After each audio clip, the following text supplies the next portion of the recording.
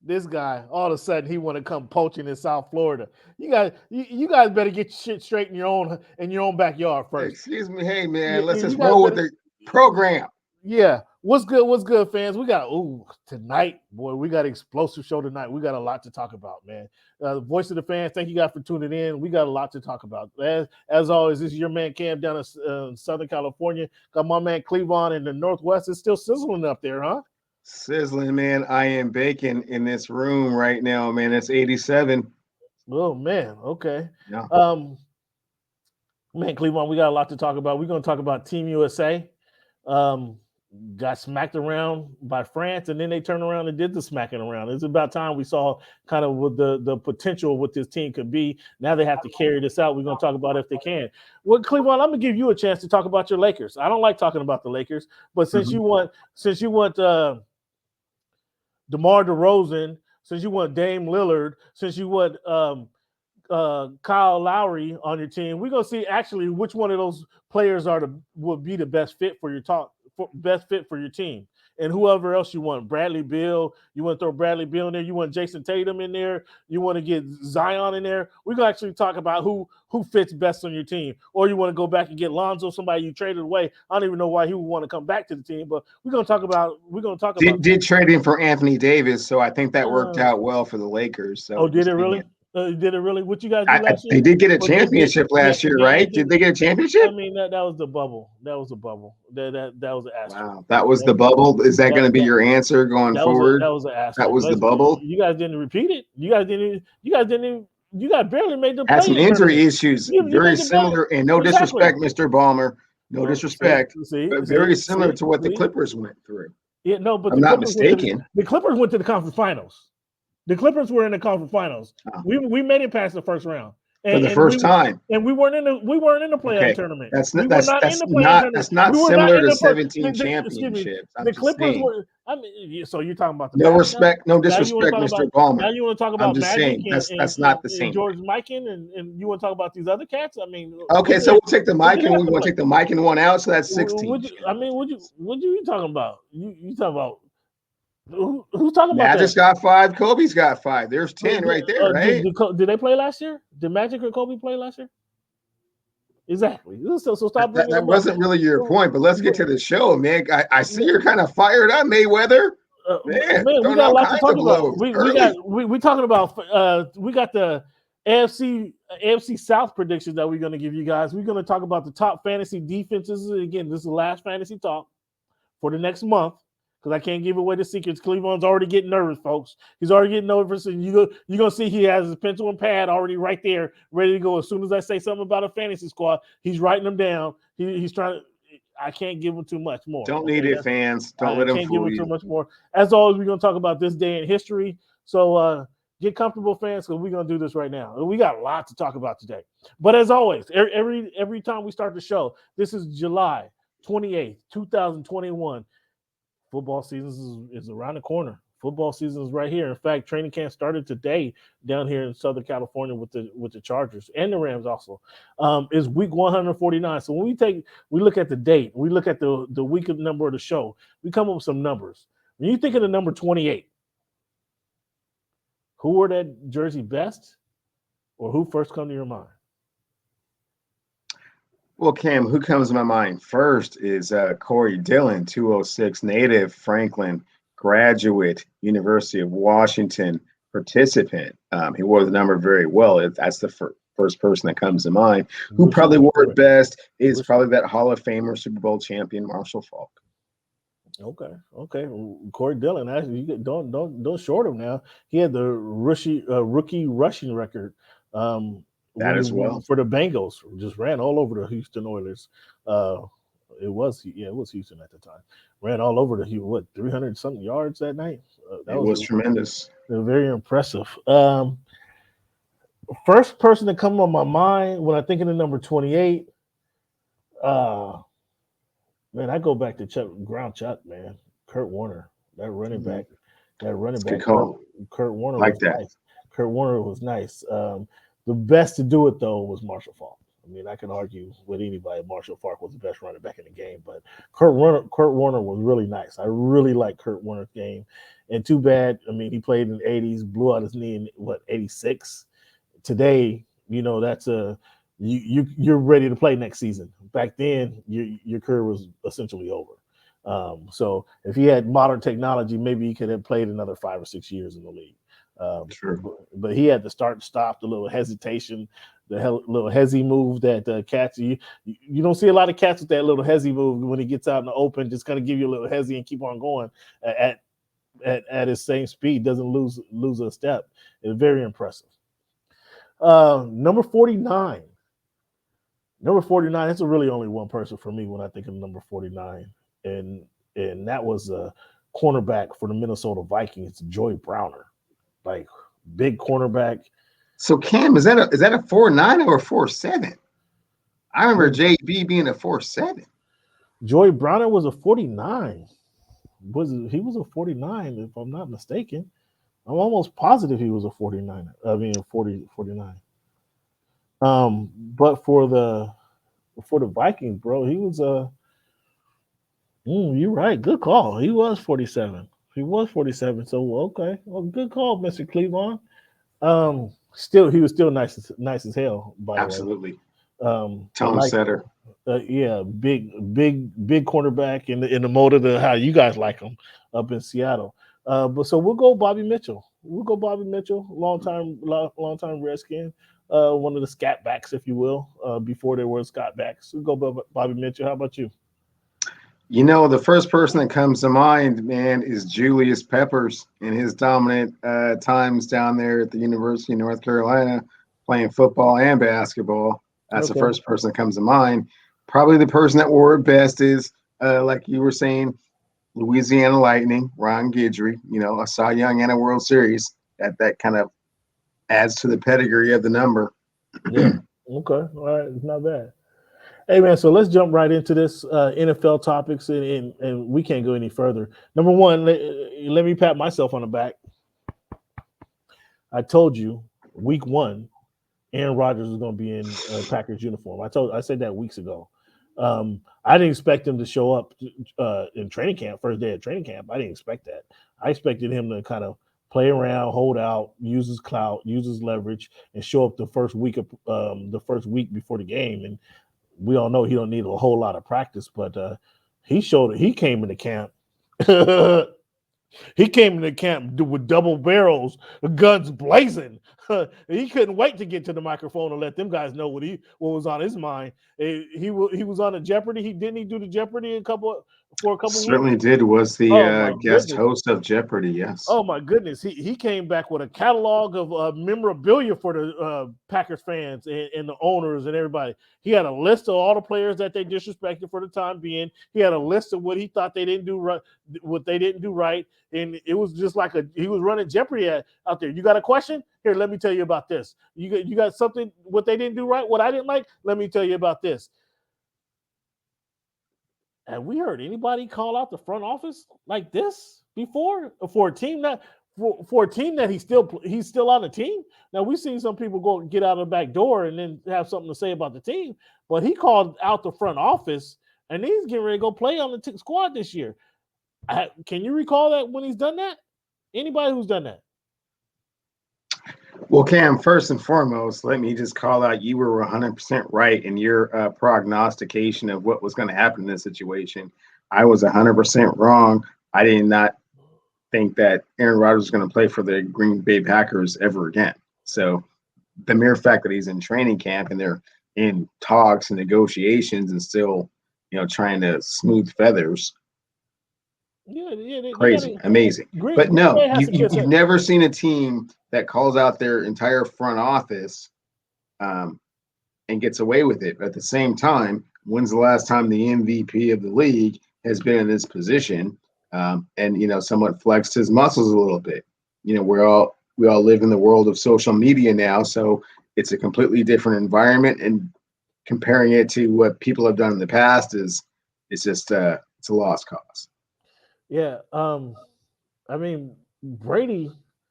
I mean, did this speak to how cool Tom Brady is because he didn't go this route. He just No, Tom Brady was not in the same situation. Tom Brady was in a situation where he was a he free was agent after this season. no, He but he was wanted not out. locked in for years and years and That's fair years. enough. Fair And enough. he Fair was enough. not in a Fair enough. situation Fair where enough. he had discord with the ownership or management. Yeah, I mean, Well, him and discord Bill with the were kind of coach, tied at though. the hip. Bob Kraft, You know, Uncle Bob, right? there was no discord with the ownership. There No. was no discord with the ownership, but he wanted to get away from Bill, kind of prove that that he can do it without him. So, And he proved that talent prevails over coaching. That's a let's conversation see. for a different time. Conversation for a different time. Slow down there. Let's settle down now. Settle down. But See? he was able to. He set out to prove what he wanted to prove, and so that was the discord. But Aaron Rodgers came in there blazing, guns a blazing. He just had a list of players, everybody he felt that was disrespected, all the wrong turns and all the wrong decisions that the general manager or the organization has made. And this brought me to thinking, if there was one owner of the team, would this happen if there was a one singular owner of the team? If it wasn't a Jordan owner or a community owned team, Absolutely, it would, because his do you think discord and so? his differences with the organization doesn't have to do with ownership necessarily.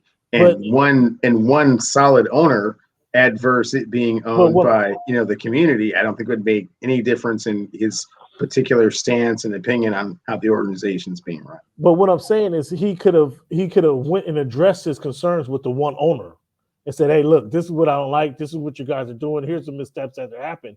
Versus there's nobody when it's a community owner. There's no one to address. The general manager's handling everything. It's not one person that he can go to that he can call and say, "Hey, look, this is uh, as the MVP of the league. Here's what I think should happen." As there's nobody to address. He has his coach and the general manager. Well, I So suppose if you're saying that there's no one singular person to yeah, address, if you have to go over the general manager and yeah, the exactly president's what I'm head, saying. then yeah, that's correct. Exactly what I'm saying. And so where things are very different, that might be the reason that he felt that emboldened to go and lay it out like that because there's not one phone call he's going to get. He already doesn't want to talk to the general manager. He's going to make do with the coach. The coach is kind of going to, as they stated already, kind of going to do what he likes, acquiesce to what he wants anyway, because they want him playing on come week 1. So he's going to the coach is going to acquiesce to him. So that emboldened him to go ahead and have this conversation and let the media know, let the world know, this is what I like, this is what I don't like. Here's what the misstep the management front office has made. And if there was one singular owner could say, either he could have had that conversation, um, or they could have squashed this months ago. Well, because there's not that person, he felt emboldened. Well, who's going to call me? Who's going to call me into the office? It's going to be the GM. And once I lay this out here, the GM doesn't have a leg to stand on, right? So now I think he's just brought all of Pac Nation kind of behind him. So we'll see what's going to happen. We'll see if they're going to get Devontae Adams is going to get a new deal after all this. We'll see how things are going to land. And one thing he did say, he did mention Clay, the receiver for the Steelers. Instead of drafting Jordan Love, he should have done Chase Claypool. Claypool, Claypool. I mean, how would that look? Devontae Adams and explosive. Claypool on the offensive line. I mean, the Packers, to his point, the Packers kind of ran that organization. I would say ran the organization. They got that Cam Newton-itis when Cam was in Carolina. Like they just didn't refuse to get him some help on the offensive side of the ball. I mean, there was one year where they had 7 draft picks. All 7 draft picks went to the defensive side of the ball. They drafted 4 cornerbacks and with 3 defensive linemen. That was one year. They just refused to get him some help on the offensive side of the ball. And, to his point, that's what happened. So we'll see if Devontae Adams get his new deal after all of this. But, man, I'm saddened. I'm saddened by this. To even have this conversation. NFL Defensive Player of the Year. Led the league led the NFL in interceptions last season with double digits. Only cornerback with double digits in interceptions. Is the second highest paid cornerback on the Miami Dolphins squad. So what this tells me, and if I had my skills were better on Photoshop, the number 25 would be in a Houston Texans uniform or in a Green Bay Packers uniform by week 1. Because there's that guy in Green Bay. I know South Florida can treat a little bit better. And there's a guy in Houston that Houston is trying to ignore. They're trying their best to ignore the situation. They're trying their best to act like nothing really happened. There's nothing to see here, folks. But number 4 is just sitting there, just like just like the star. It's the 4-leaf clover, just bright as everything on the football field. They don't even want to look in that direction. They don't want to see the 4-leaf clover. They don't want nobody to step on it. They might as well put banners around it, just like stay off of this portion of the field. We're not going to touch it. We're going to act like it's not over there. It's not even here.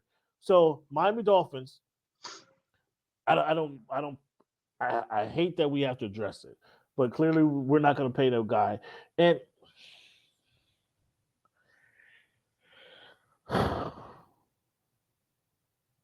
this is when I have to go. I might have to go put in a call to Stephen Ross. Stephen Ross, look here. Nobody has done what he's done. We need to give the guy some more money. But I have the Stephen Ross is going to say, coach, he's going to say, Cam, the coach is saying, we, not me. Team, not I. And considering his track record, we kind of have to listen to that for another season. But I fear after this season, we're going to lose the guy. So here's what I'm willing to do, Stephen. We package him, the quarterback we drafted last season, and we send him to Houston. One of our draft picks, we get him a number 1. So they now not only they get a top flight defender, a number 5 draft pick. Give us number 4, and let's go on about our business. So they get a number 1. They get the number 1 draft pick from last season or 2 seasons ago, and they get the number 1 cornerback. And then we're going to have to make do. We're going to have to play more. We're going to have to outscore you, and we can't count on our 10 interceptions. And let's go ahead and get Deshaun Watson in camp, and let's make it happen. What do you think about that trade? Hey, Cam, couple of things. So what's not going to happen is you're not going to get Deshaun Watson. You're not going to get Aaron Rodgers. You're going to start the season with Tua Tagovailoa in the second year of his maturation process to becoming a franchise quarterback. So that's what you're going to get.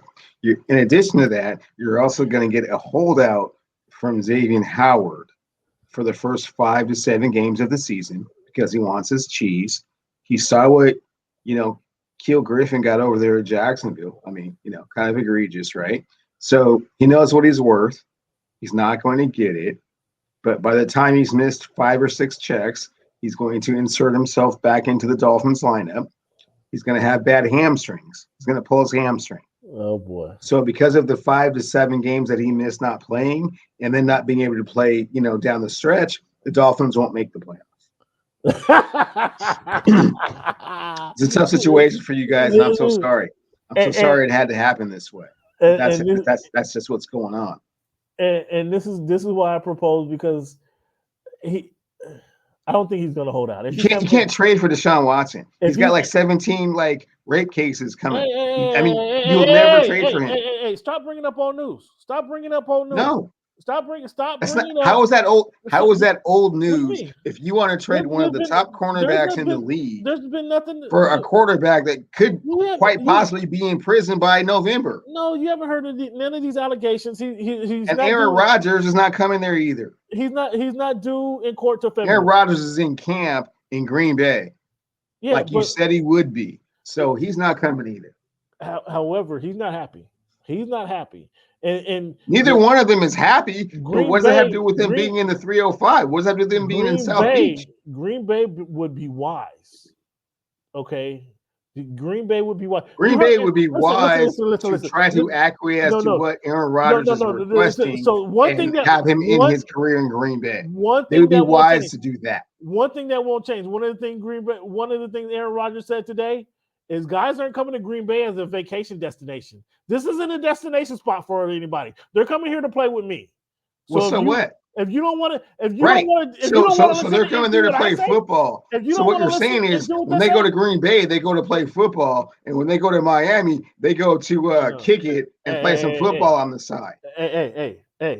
We got some spots. I got you.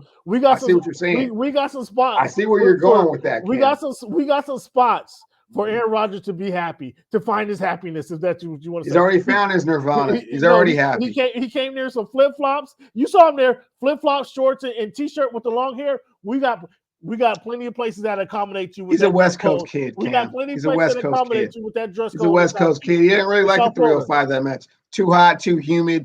Mm-hmm. Hey, he really care for it. Again, he flip-flops. You don't really care for it. Cargo shorts and long hair. We got plenty of space that accommodate that wardrobe in South Florida. Plenty of spaces. Well, first things first, you already have a franchise quarterback. Work with him. And secondly, try and mend fences and find some other resources to pay that cornerback that's disgruntled in camp. That's a matter if they do. That's a matter that's our. I have a feeling that the coach. Let me say this delicately.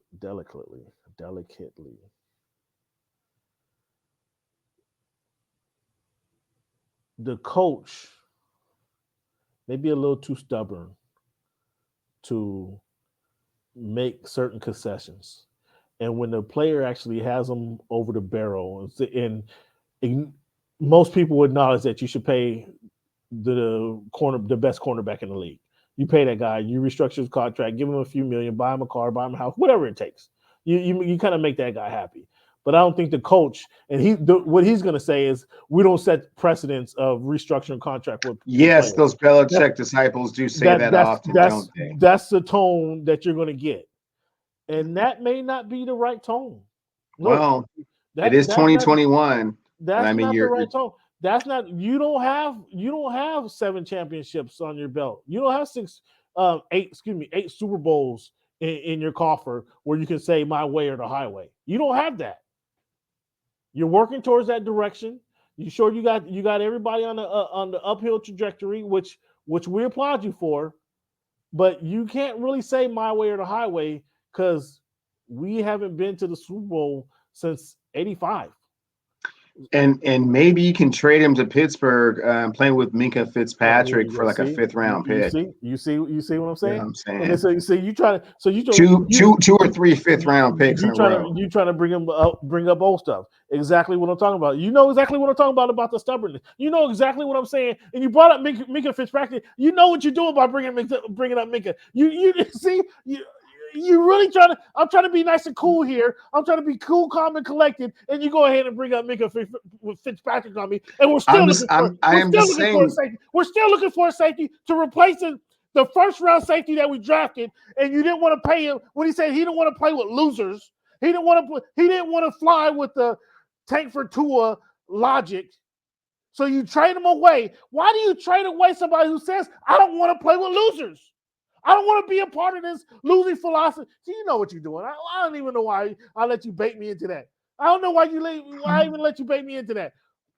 Again, the coach may be a little too stubborn, and you just gave me another example of his stubbornness, and to acknowledge that you go ahead and pay this guy. So let's go ahead and package some Chris Greer, acknowledge that our coach is stubborn, package this guy, and let's go ahead and change the fortunes of the team. Hey, Cam, first things first. Send him to Houston for number 4. Okay, and then we'll deal with all this legal stuff on the backside. Again, we got plenty of masseuses in South Florida that will love to take care of Mr. Deshaun Watson.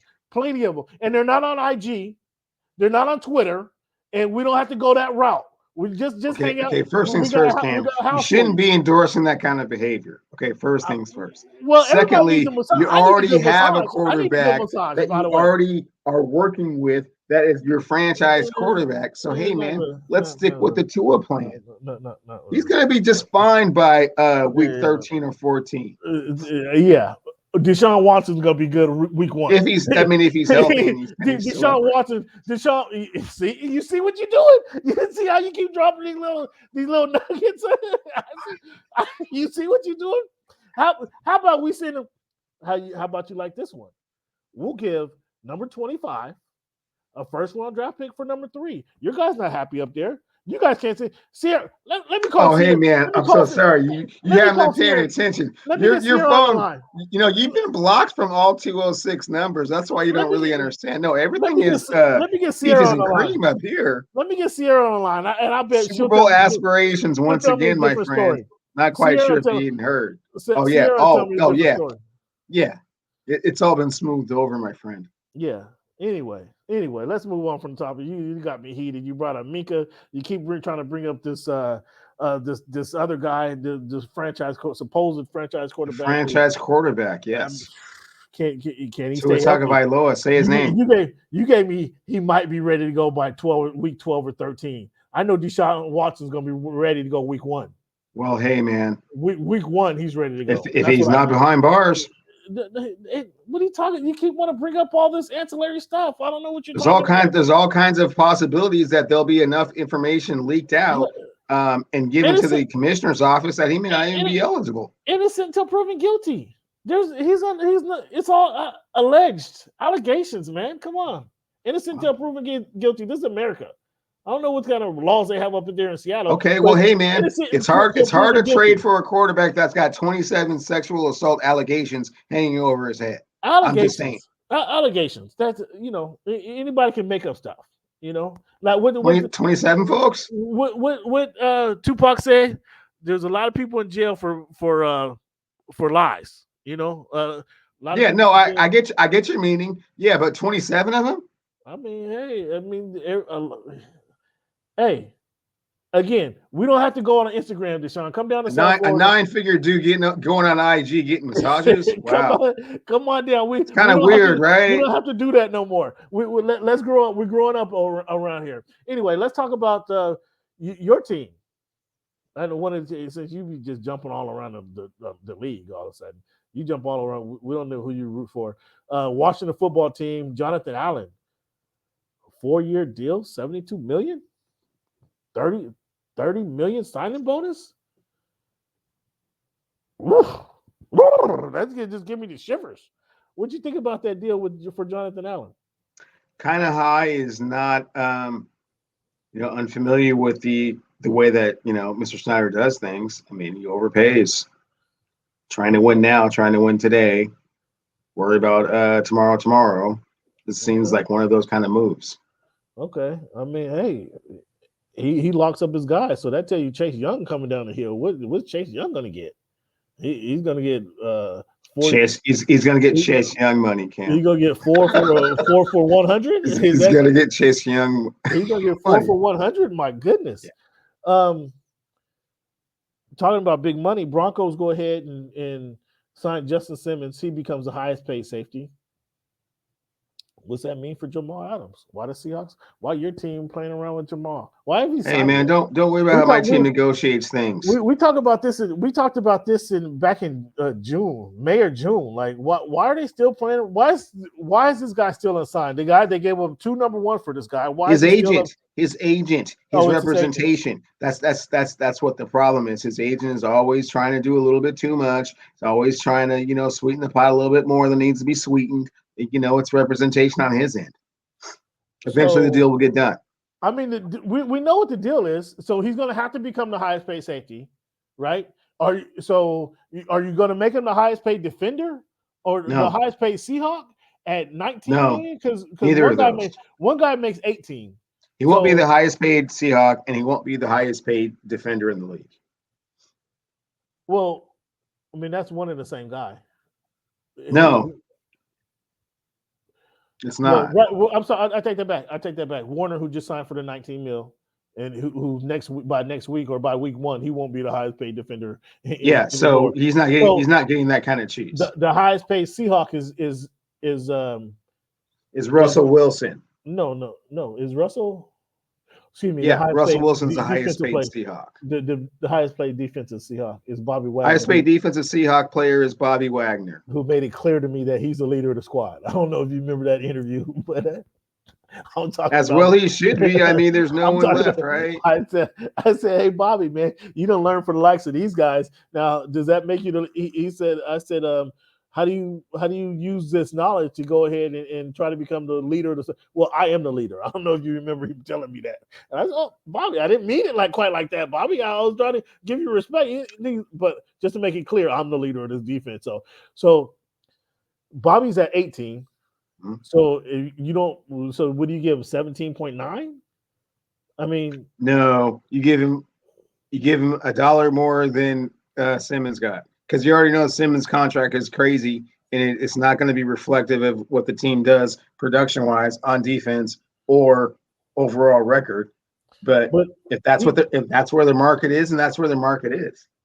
But he's asking since he kind of plays safety and linebacker position, he should be we already know Jamal Adams is going to have a Bob Sanders-like career when he's out there and killing him. He's out there and killing him, but it will be short. Wow. His shoulders are going to give out, bro. You can already see it. Wow. You just compared him to Bob Sanders? Bob Sanders was defensive player of the year, right? 1 year, but as you said, it was a when he was out there killing him, he was out there killing him. I think he probably signed a 12-year deal and played 4 years. Right? Jamal Adams is going to get his cash. He's going to get the 50 guaranteed. He's going to get all of the bells and whistles. Okay. And he'll get it for being the top paid safety in the game. He will not get it for being the top linebacker in the game. He will not get it for being the top defensive player in the game. And they will try and make the contract as short as possible because they understand that the way he plays, it's just not sustainable because his body just isn't big enough to play that way. So in 2 years, you guys are going to be looking for another safety, basically, is what you're telling me. In 3 years? In 2 years. 3 years. 3 years, you're looking for another guy. You're looking for another safety. Wow. Okay. I mean, that's how you guys want to run your business. Okay. Strike hard, strike fast, huh? Talking about injuries and talking about guys who kind of who's been there and kind of get the most out of their bodies, if you will. Do you expect to see Saquon Barkley or Joe Burrow play in the preseason games? I mean, both of them coming off catastrophic injuries. You don't want to see them get out there and get some contact, get a little bit. You don't want to see them, call plays against somebody other than their offense, than their defense. Couple snaps, maybe the dress rehearsal game, but I mean, what is the dress not necessarily dress rehearsal week 2 now because there's only 3 preseason games, not the 4 that there's typically been. So that's a week 2. I don't think so, man. Maybe give him a series, but I'm not for injuries that were that serious. No. Okay, Saquon Barkley, no, but what about Joe Burrow? I mean, he's calling offense. He got to run offense. He got to get some continuity with his receivers. The linemen need to hear his calls and need to hear his calls in game. They do that all training camp. Nah, man. Interesting. So for Saquon, I may not let Saquon touch the ball more than once or twice in the preseason, but Joe Burrow got to get out there. I mean, just for the continuity purposes. I need to see him throw to his receiver, although he has continuity with Chase. But this is a new league here. This ain't LSU. We gotta see what we can do here in the pros. I got to get some continuity going. Top 5 fantasy football defenses for 2021, Clevon. You want to do that or the AFC South predictions? Which direction you want to go? Top 5 fantasy or see how you feel with those defenses? Okay. All right. So you got the Bills, number 1. Is this in any order or is this just top 5? No, that's the order. the Bills, and then your football team. Because I mean, I know that's you got a football team shirt on today. I mean, that's the same colors you're wearing over there. No. The Niners, you got the Niners number 3 in the league. I mean, that's that. I almost commend you for acknowledging that, because being that they're in your conference, you tend to ignore that talent fairly often. So you got the Bills football team, the Niners, the Steelers, and the Colts, huh? Conspicuously left off your list is the number 1 defense from last season is the Rams. Yeah. What's up with that? Did Aaron Donald? I don't think they'll be able to replicate their production from last season. Did Aaron Donald go somewhere? Nope, he's still around. He's still lurking around, and he's still going to wreak havoc. Yeah. Did Jalen Ramsey go somewhere? Nope, he's still there too. So what are you talking about? That's only 2 out of 11. So. Oh, okay. So when Aaron Donald players out there running around. When Aaron Donald was one guy by himself, he was still murdering your. We're not talking about his performance versus the Seahawks, man. We're talking about overall defenses, top 5 in a fantasy way, right? Was that a fantasy, right? Yeah. Shut down the fantasy is not always, means the best defense out there. All right. So I got Steelers number 2. Football team, I got football team is number 3. Okay. And then I got the Ravens and Buccaneers. Okay. Ravens is, consistently with a good defense. And then the Buccaneers, obviously, they're going to be playing with a lead oftentimes, and they bring everybody back. So we saw what they could do when they get a little confidence behind them. Who's the Ravens' best defensive player, just out of curiosity? Shit, it doesn't matter. It doesn't matter who. That's a team that plays. Well, it does matter that you couldn't name a player. That's all I was saying. I think that was the point I was trying to make. Okay, but that is one team. So you can't name a single player on their defense. I don't think I actually could. Okay, but they're number 4 in your Jimmy. Okay. So that's a lot of confidence in Harbaugh and the coaching. Right there. Yeah, right? That's consistently what we've just seen kind of historically what they've been able to do, but not necessarily what they're going to do this season. Historically, you can't really name a single player on their defense. Do I have to? That's a defense. You should be able to if you have as a number 4 defense in the league. That's a team that plays me, or we. Can you name a player on Buffalo's defense?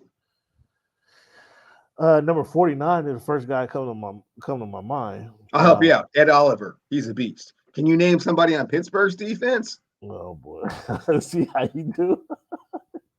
I see where you go. I help you out. TJ Watt, he led the league in sacks. Okay. Yeah, that's not. Can you name somebody on Washington football team's defense? Oh boy, I'll help you out. My guy, Chase Young. Can you name somebody on Baltimore's defense? Keep going. Well, I only got one other team. I mean, you came with your top 5. I'm just saying. Yeah. Again, I went 1 through 3, and then you had the Ravens at number 4, and can't name a single player on their team. I don't have to. I don't have to name Chris Board or Tyrese Bowser. I don't have to name these guys. I can just tell you that's a team that plays collective defense. Did you just Google on me in the show? Google up in this show. That's a team that with Khalil Dorsey that plays again. We not me. Have we resorted to that, to Googling on me mid-show, man? I mean, I'm just trying to tell you. Okay. You ask your question, I have to answer the question. Next topic. I have to answer the question. Fans, I am so sorry.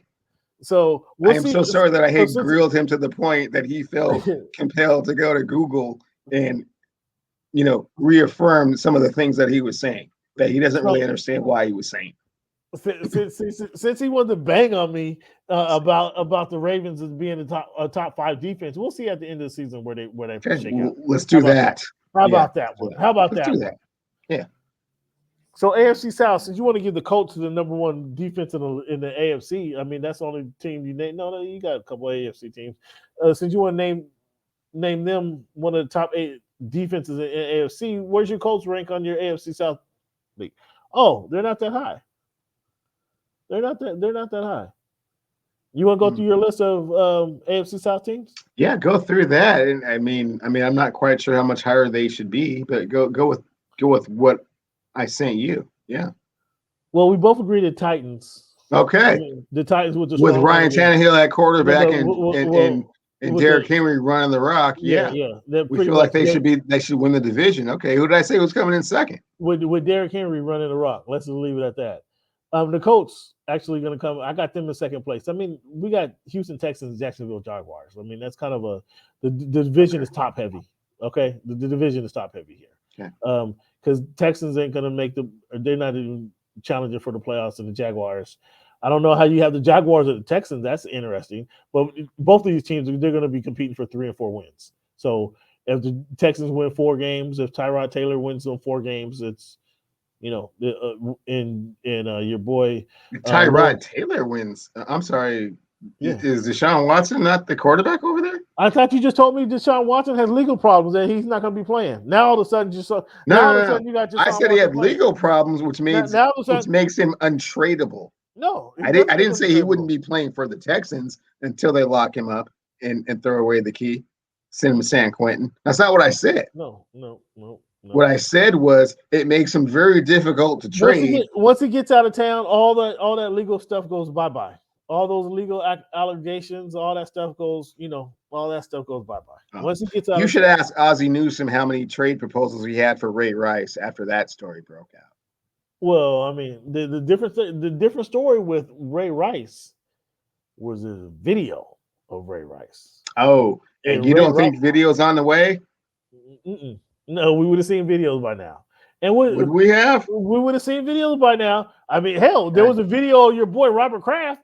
There was a video of Robert Kraft had to pay for that video not to get exposed. Videos, not that everybody wants to see it. Text messages. Not that anybody wants to see it. Phone conversations. Nope. They're coming. No. If they were there, we would have seen that by now.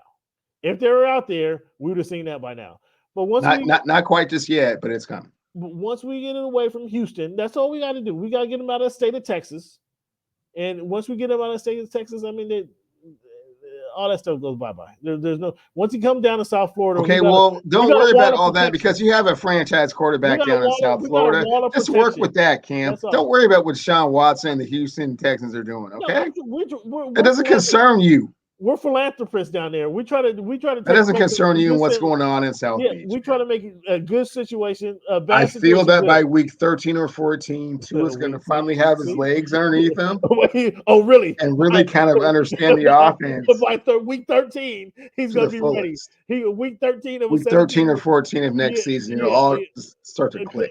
Click. Okay. Until then, Deshaun Watson's going to have it clicking in week 2. How about that?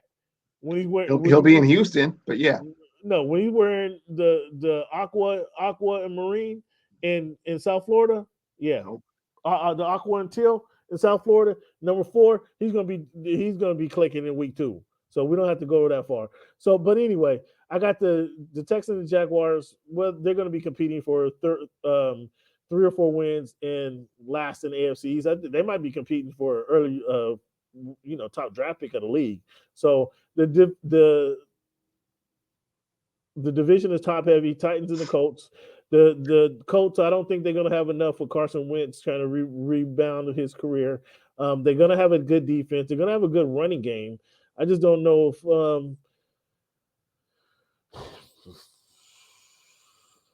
I kind of hate to say it, but Tannehill's going to be the determining factor. I mean, okay. So, but listen to this. I've heard you. I've been listening to you chat for a little bit. I think that the Jaguars are going to win more than 4 games, bro. I think you're selling them a little short. 3 or 4. I mean, when you say win more, what are you talking about? Win more? I'm talking about 6 or 7.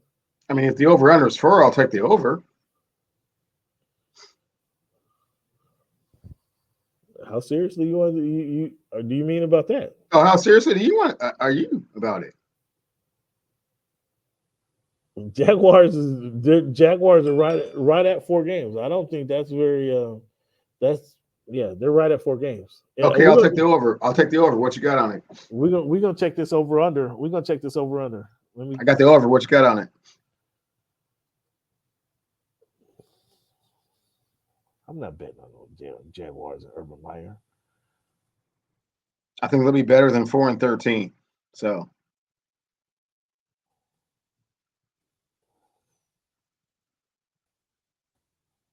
Let me see what the over is. Over under.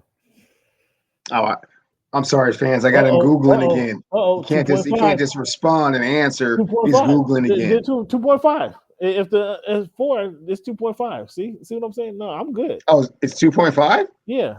Okay, well, 4. Okay. No. What you got on it? You want to put something on it? What you want to put on it? We got dinners already. What you want to put on it? Let me think about what I want to put on it. But yeah, that's a definite. Let me pull up the sticky. Just so you don't, because I can't let this one slide here. Because you come up with some crazy stuff.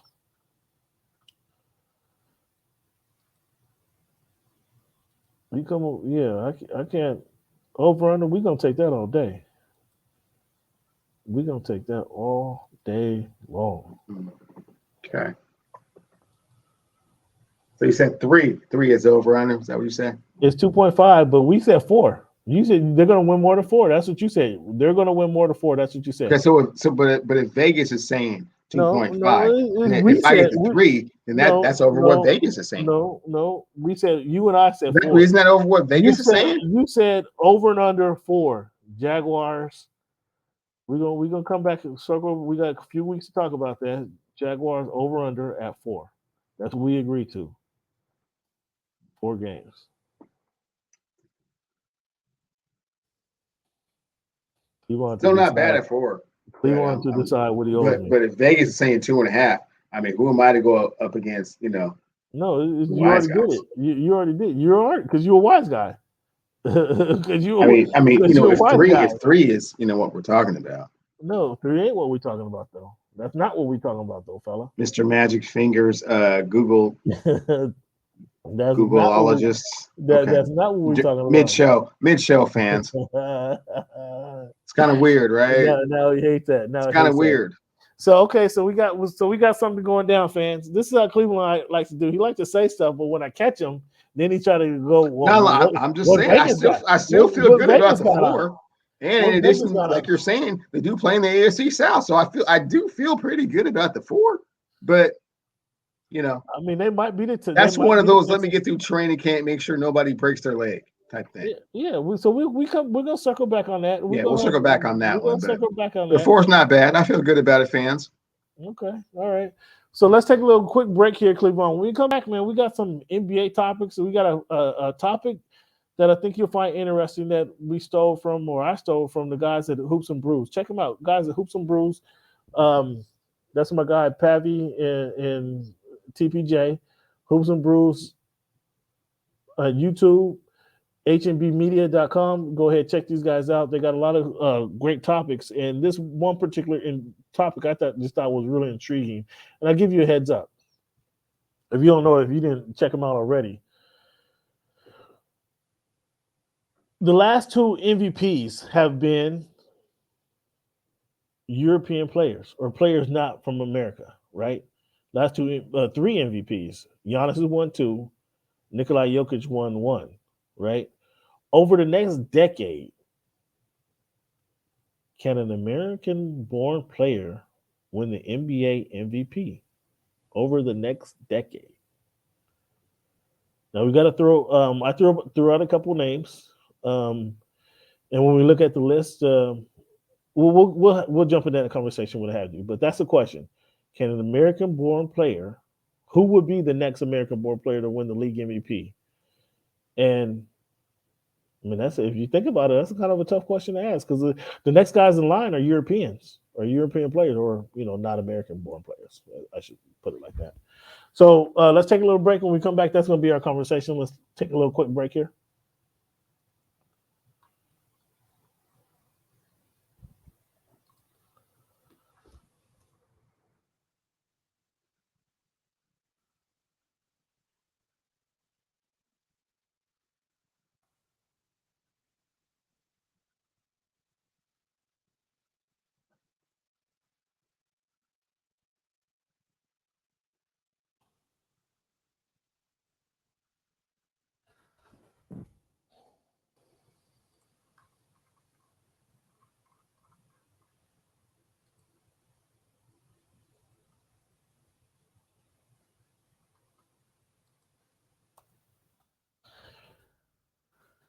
Okay, Clevon.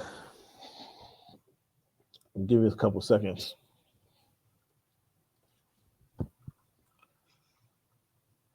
What's good, fans? Thank you guys for sticking and staying with the voice of the fans. We still got explosive content to get to later on today. We're gonna talk about the Simone Biles situation. We're gonna talk about Team USA. We're gonna talk about WSU head coach Nick Rolovich. We're gonna talk about him refusing to get vaccinated. How's a leader of a team, a leader of men, just gonna refuse to get vaccinated and then dance around the conversations? Did you see the video I sent you? Did you have a chance to check that out? I did see a little bit of an excerpt from that, yeah. Yeah, so at Pac-12 Media Day, we had some conversations with a lot of the coaches and get their thoughts on the NIL. So we got some serious conversations going to talk about. I want to know who's been bit by the Olympic bug. If you've been bit by the Olympic bug, let's talk about that as well. Got some changes in college football, Cleveland, that we still need to get to. That's kind of huge. So, but right now I want to talk about the NBA. Want to talk about Team USA. They lost to France.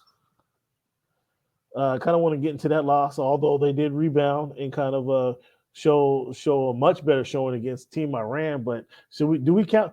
Let's start with this. Should we count the win against Team Iran or the loss against France? What do you want to pay attention to more? Pay more attention to the loss against France. It shows more of their vulnerabilities and the things they need to work on. I mean, their win over Iran, was kind of a foregone conclusion, right? So, and if you see the box score, you see a lot more production from Booker, Middleton, and True. Those guys were in the finals before, so the team looks a little thicker. They look a little better. Unfortunate loss to France. Hats off to Gobert and those guys, but I don't think that's going to happen again. So some people want to say that the France team, they have more continuity. They've been together for longer. I want to say that's kind of hogwash because a lot of those players were playing in the NBA just this past season. Gobert playing for Utah. Not hogwash. And the reason it's not hogwash is because the top players – no, it's because the top players are the top players in that country. And it's not like AAU. It's not like there's just top players all over the place. By the time they get to be that elite, there's a very small handful of players. So they play with each other on their national team all the time. Whether they play actually in the NBA or in other leagues, that's irregardless of what's going on. By the time they're 15, France doesn't have like 200 AAU teams. You know what I'm saying? They have like a team. And they've been playing together forever because that's always been the ballers in France. Okay, fair enough.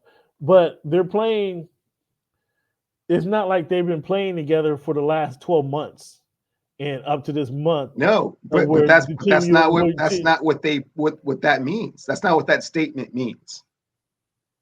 Well, what do you mean? Will you clarify your statement? When you say, they have been playing together forever. That's different than they've been playing together on the same team all the time. Of course, they've had, situations where they had to go play in whatever league and then come back, but it's not like it's some weird core group of people that you're just throwing together that never played together. You're talking about the elite players in whatever country they're from, and it's always kind of been that core group. Okay. It's not like a rotating kind of a thing. So are you telling me? Are you trying to say now that coaching and continuity weighs more than talent? Is that the point that you're trying to make right now? No, I'm not at all. Oh, okay. I was going with your statement that you don't understand the statement that you're making. Oh, I understand. And I was just trying to clarify it for you. I understand what I'm saying. I understand what I'm saying, and I don't know. I'm not sure that you understand what you're saying. And that's what now I'm just trying to look for clarity to help you understand that the way you try to dance around the subject and the point you actually said and the point that you actually made is that continuity in coaching matters more than just pure talent. That's what you actually said without saying. I did not say that. Those words never came out of my mouth. Yeah, because they see what I said was they have played together for longer by necessity because Continuity. it's a finite amount of players that can play at that level. That's continuity, fans. Okay, and what? Don't because I'm breaking down with what you're saying. Don't clam up. No, man. If you're talking about France, you're gonna get Rudy Gobert and Nicholas Batum and Tony Parker since they were 12 until they're like 30. And then you'll throw in like 4 other players that can play at that level. I think they had composite. If I remember some other players. So yeah, they'll always have continuity because those are the only ballers. Okay. So America has too many ballers. You have a different Olympic team every year. You're not going to have a different team every year until people get old and retire. It'll just be the same people that can make the team. Okay, so continuity matters to that point because these same players are playing together. That's what you're saying. That's what you're saying. That's essentially what you're saying. That continuity matters. That's not what I am saying. What I am saying is that the talent pool in those other countries is finite. It's not a whole bunch of people that can ball at that level. So until Tony Parker retires when he's 40, he's going to be the point guard for the French team for 20 years. That's essentially what you're saying. So every time the France team gets together, they can look at playing with Rudy Gobert, Nick Batum, and Tony Parker. And now that Tony Parker's retired or isn't playing anymore, they throw in another point guard, but that point guard's still been on the team for the last 15 years. That's essentially what you're saying. And so you're saying, so that is continuity matters right there. Because ultimately the United States talent will prevail. And their continuity won't mean anything. Did it prevail? That one game. Did it lose? Did it prevail or did Evan Fournier? Pretty sure Kevin Durant's not going to foul out. Kevin Durant's not going to foul out again. And now Devin Booker's over here with us. Okay. All right. Not worried. So you're not, your worry meter is not even, you're not a 1, 2 or 3. No. Because of what you going by what they did to Iran? Beat them by 60 something. Not because of what they did to Iran. It's because of their talent level. So that talent level with 4 minutes in the game, they were up by 7 points but couldn't close out. So what were they lacking? Were they lacking the talent or coaching? Which one? They were lacking the continuity. Oh, so continuity matters. Look at how you see how we in that first game, continuity can get you a victory. It will not get you a victory in the gold medal game playing against Kevin Durant, Jason Tatum, Damian Lillard, all on the court at the same time. It just won't happen.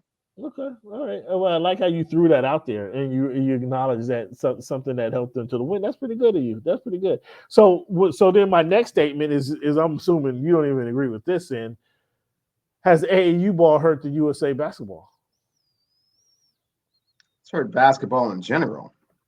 I don't necessarily USA. I mean, it's not hurting. It's not hurting Luka Doncic. It's not hurting. Sorry. Yes. AAU has hurt USA basketball in general at a lot of different levels. Yes. Okay. All right. And that's what can you change? So gone are the days that when Team USA goes to the Olympics, as an example, and the other countries want to take pictures and post for pictures and they want autographs, they want jerseys, they want shoes from the United States players. Gone are those days. Right. Now these guys want to come out there and beat America, right? Compete. Well, they want to beat them. I mean, some teams feel like they have a legitimate chance, but most teams just want to compete. Okay, we'll go with compete. How does America? So the advantage has shrunk. The advantage was here, and it's shrunk to here. The advantage that they had over the world. right? Great. It's gone from here to here. Okay, Somewhere in there, yeah. the advantage that they had over the world has shrunk significantly. Yes. How does America now extend that advantage again? They don't. They're the brand of basketball that America plays is a lot of ISO, pick and roll, 2-3 player basketball, where we see a guy like Luka, we see a guy like um, Djokovic, and the reason that we see them enamored with their game is because they play and utilize all five guys on the court. Jokic could go for, as an example, go stand at the elbow and directing guys to kind of run picks, run rolls, come off screens, and then he's going to hit them and where they need the ball and then make a play. Where in America, they want Jokic to go down to get off the elbow, to go down low to the box, and then just make a move and go to the hoop. Where we see Dame Lillard, Kyrie Irving, Steph Curry. Well, that Steph is different. Steph is different in the ways that he can get shots in multiple fashions. We see a Devin Booker limited in their ways of scoring the ball, and then limited in what they can do without the ball. You know what I mean? Where the European players, what we've seen, are able to kind of move without the ball, continue the rotations in the offense, and then get an easy shot somehow. Where American players are struggling with that because they run so much isolation, so focus on so much pick and roll. Can he pick and pop, or can he pick and drop? Whichever one he's doing it over and over and over again, and he's limited his game just to those moves. And we see that play out in the playoffs when a team is able to shut down what you do best and force you to do something else, and then the American gets stuck. Where we see a player like Giannis, as ugly as his game was the other night, that he put up that 50 burger, he was able to get to the bucket multiple ways, multiple fashions, right? Do you agree with that statement, or how does America get back to that? Extend their margin? How would you say? Sound like a true American, Cam, because when you're talking about this argument, you're only talking about four players, two of them being Embiid and Giannis, and that don't really count. Really, what you're talking about is European players, and that's just Joker and Mr. Leanback, Luka. Mm-hmm. You're not really talking about anybody else having that type of impact on the game. Well, come on. So I watched, as you know, I watch the Clippers closely all season long. Okay. We see that I've seen from, and I didn't believe it in the first month of the season. That do not be bringing me no Zubac talk. Do not be bringing me none of that, man. I'm talking about dominant players in the league. No, listen to what I'm saying. Listen to, and hopefully you appreciate what I'm saying.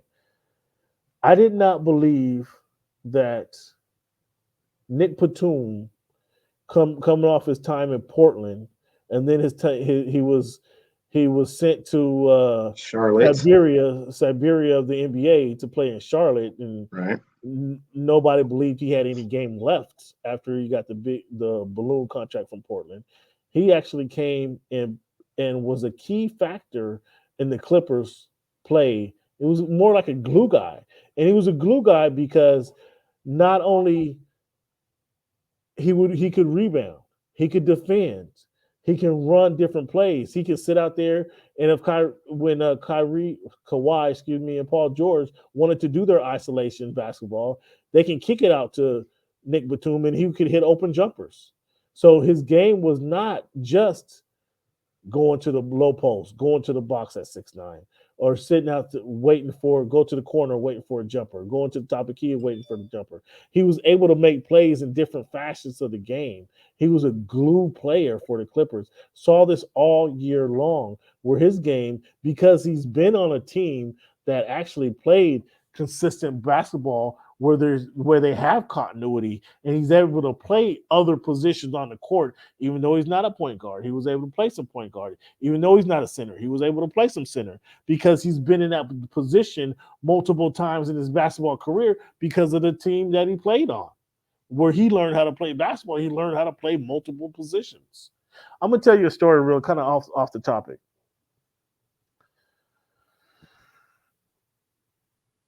You remember when Luka came in the league and said it's easier to score in America than it is in Europe. Do you remember him saying that? Yeah. Okay. Here's why he said what he said. Talking to this guy he's from Serbia, played Serbian. He grew up playing basketball in Serbia. As you know, in different countries, they start early, right? They start their profession early, whether it's mechanic, doctor, school teacher, a lawyer. They start at an early age. They don't. In high school, they start their profession. When we go to high school and we learn general education, they go in high school, they're learning their trades, whether that's NBA, tennis, basketball, whatever they're doing, a lawyer, doctor, as I mentioned. So this guy was a basketball player, and he started playing professional basketball at 14. What they did over in Serbia is they have tests before their games. And you have to learn how to run these 100 plays, and you have to learn what the defense is doing. If you don't pass your test, you don't play the game.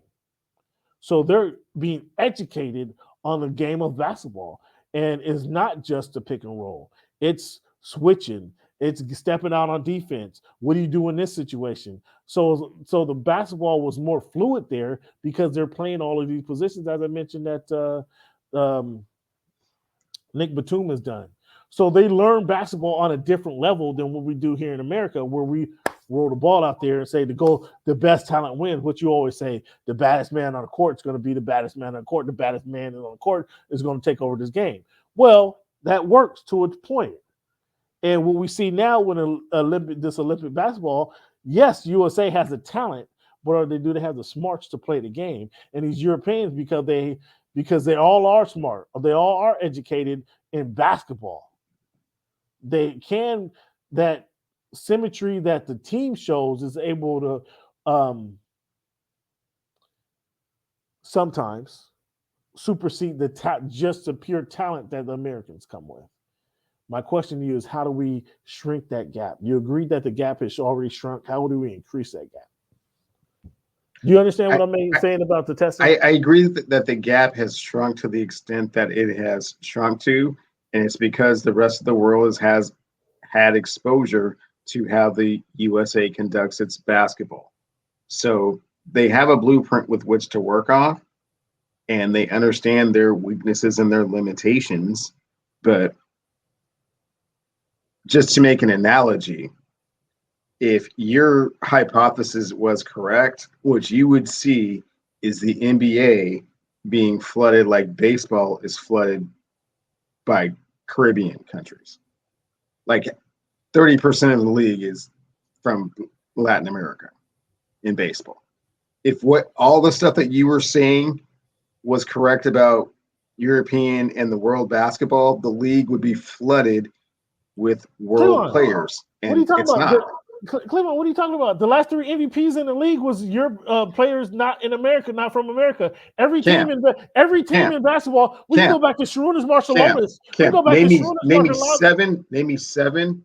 Seriously, 7 legitimate players from other countries that are NBA MVP caliber. I gave you the 4. You can't name 3 more.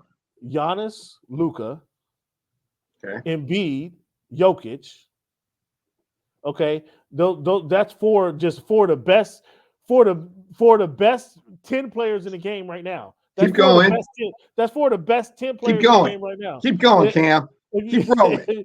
If you want to keep going, keep going. Now these are MVP caliber. Keep going. Keep rolling with it, Cam.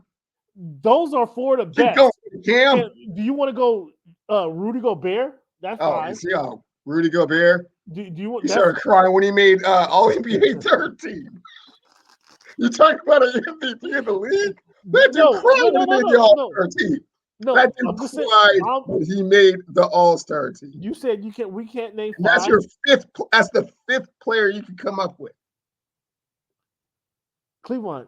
That's No, man. no, listen, you got listen, four listen, players at the listen, right listen, time, listen. dude. No, just listen. You Just can't name me a fifth player I'm in not the whole claiming, entire I'm NBA. I'm not claiming. I'm not claiming that they're infiltrated with the best. They're going to take over the best. Well, spot so in what? the A bunch of league. role players? Yeah. Okay. That A bunch matters. of role players from those That other. I just gave you. I just gave you an example of Nick Batum, who's Yeah, another. Nick Batum. Come I on, just man. gave- That's kind of biased, and that's. I mean, come on, man. Nick I just- Batum didn't have that kind of impact. You get a little carried away. Again, you didn't watch it. You No, I did watch. I mean, great. He brought cohesiveness to the team, Exactly. professionalism. He knows how to play the game. That's That's great. monumental. You can That's get a whole bunch of monumental players on a from team Europe like that. Absolutely. You cannot get dominant players. That's what I'm saying. That's what you're getting. So your That's list my is at point. 4, and you're done. No. You're trying to change the argument to MVP caliber players. How many of those All-star caliber players? Okay. See, All-Star is different. If you go All-Star, you can throw in Gobert. Keep going. You're trying to change my argument. I'll help you. Sabonis. That's 6. You're changing my argument. I'm not changing your argument. Yes, your argument is whether the rest of the league has caught up to the NBA, and the answer is no. The rest of the world is caught up to the NBA, and it's obvious, Cleveland, because every single team has a European player on it. Does it not? Every single team has a European player, or when you say a European, I'm speaking not specifically Europe. I'm talking about a non-American player, okay? Non-American born player. Every team has somebody like that on their squad, right? And 90% of them played hoop over here. Sabonis went to Gonzaga. At some point, I'm just saying, Embiid went to Kansas. At some point, I'm just saying, obviously, you're talking about like there's this factory of hoopers that are going to come out of somewhere else and dominate, and the answer is no, they're not. So let's lead into the next. Let's lead into the establishing what you just said. I'm gonna have to tell you that you don't believe in this next statement that we're going to be making, and this is what we got from the fellows over at Hoops and Brews. Will there be an American-born player to win the MVP in the next decade? That's not exactly where I was going, but since you want to elevate it to the best of the best, period, and have that conversation right there, who will be the next American-born player to win the MVP? Will it happen this decade? Well, I guess if we're taking the field, I'll take the United States next year. And the year after that, and probably the year after that. So give me a name that don't. Why give you a name? You see fans with Cleveland. You have your Fantastic Four, right? He's continuing. You can't name me a fifth. He's continuously to duck the topic and change the topic. I mean, you are married, aren't you? You are married, aren't you? Is this what you learn when you take marriage classes? Your conversation. Did you learn? Do you learn? Will a player from the United States win the MVP in the next decade? And I said, yeah, next year, the year after that, and the year after that. And who would that be? Because next year, the guys. Well, on the other side, there's only 4 players that I have to really be concerned with. We've already discussed that. The guys in line to do that are Embiid, Giannis, Luka. Those are the guys next in line. Joker's already won it. So yeah, there's 4. So who would you say? Tell me who's ready to supersede either one of those guys? Since you say you want to take the field and the answer is yes. Who's in line? Steph Curry still hoops. Oh, stop. Devin Booker still hoops. Dame Dollar still hoops. And we're talking MVP. Jason Tatum still hoops. Not hoops. MVP. You got James Harden still hoops. So let's have a conversation. Haven't even said Kevin Durant yet. He still hoops. So haven't even said Anthony Davis yet. He still hoops. Haven't even said Kawhi Leonard yet. He still hoops. He's injured. I mean, We're talking about there's next hoopers season. out there from the United States. Okay, James Harden and Kevin Durant. That was my argument. Harden and Booker are two of the guys that I say could win it in the next decade. Could thwart that argument. But Harden and Durant play on the same team. Harden and Durant. I had Harden, as you know. I already had Harden as the MVP this season. Bro, you're a Jimmy Johnson fan, right? Very much so. Jimmy Johnson, coach of the Miami Dolphins, coach of the Miami Hurricanes, and the Dallas Cowboys. Yeah, that Jimmy Johnson. Yeah. Okay. The MVP of the league next year will be from the United States, and you can write that in big 10-inch letters. Okay. I'm not sure what Jimmy. Oh. Yeah. 10-inch letters. Oh man, yeah. My goodness, is that something that we're gonna have to hold on to? Because it's going on the circle back list. The biggest pen you can find. The MVP of the NBA will be an American-born player, but he don't want to tell me who it will be. The MVP of the NBA will be an American-born player. He don't want to tell me who. He's just taking the field. Okay, and you can take your 4 players and be confident with that. That sounds like a Daniel's dinner to me right there. No, please, 2 if you want. I'm willing to go 2 on it. It's up to you. Think about it for a sec. You willing to go 2? I'm willing to go 2 on it. Says Clevon. He don't want to tell me who, but he says Clevon. No, I mean, you got your 4 guys, and you feel confident with your, hypothesis of how the rest of the world is caught up and play NBA hoop and whatnot. And sure, yeah. Giannis, Joel, Joker, and Luka.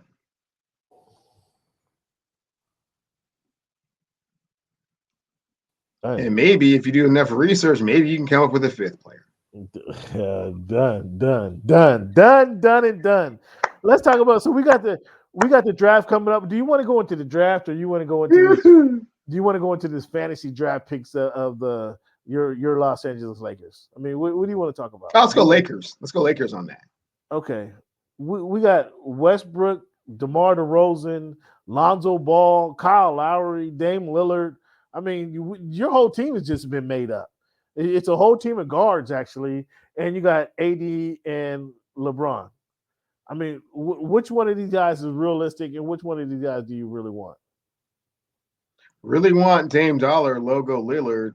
Most realistic is probably DeRozan. Lonzo, do you really want Lonzo back? Not really. Does Lonzo want to be back? Oh, he definitely wants to be back. You don't come run with the Lake Show and then want to go to New Orleans for 3 years and then not want to come back to LA. I mean, who's ever done that? Do you want Westbrook on the team? How would Westbrook and LeBron fit? He brings that intensity. I don't know, man, how I feel about that one, man. Westbrook's never been able to kind of control his emotions or his game or his ability. Obviously his athleticism is off the charts, but bringing it all full circle to winning a championship is not something that he's shown a propensity to be able to do so far. The guy who would work best on the squad, I don't think Lillard would work best on the squad because he's had the ball in his hands for 9 years. Now you're gonna take the ball out of his hands and tell him to spot up and be a spot up shooter? He would be better than who says LeBron isn't willing to concede some ball handling responsibilities. So you want LeBron to be your spot up shooter? That's what you want? No, that's not what I'm saying. What I'm saying is best with the ball in his hands. What are you talking about? LeBron is best with the ball in his hands. What I'm saying is there are plenty of opportunities for Dame Dollar to be the predominant ball handler on that team. LeBron does not want to be that all the time. And as you know, he's getting older and hopefully playing less minutes. Is he? I didn't realize that. I didn't recognize that. I know because of the way he plays, it's kind of hard to really recognize that. Yeah, he is getting a little bit older, and maybe having someone else have ball handling responsibilities a little bit more of the time wouldn't be such a bad thing. Oh, and he's willing to give that up after. Yeah, he's willing to give that up for for 19 years for in the stretches game, of the game. 19 years for stretches of the game, for 2 to 3 minutes of each game. He's willing. That's to, not what I said. Stretches of the game. See how you tried to short him.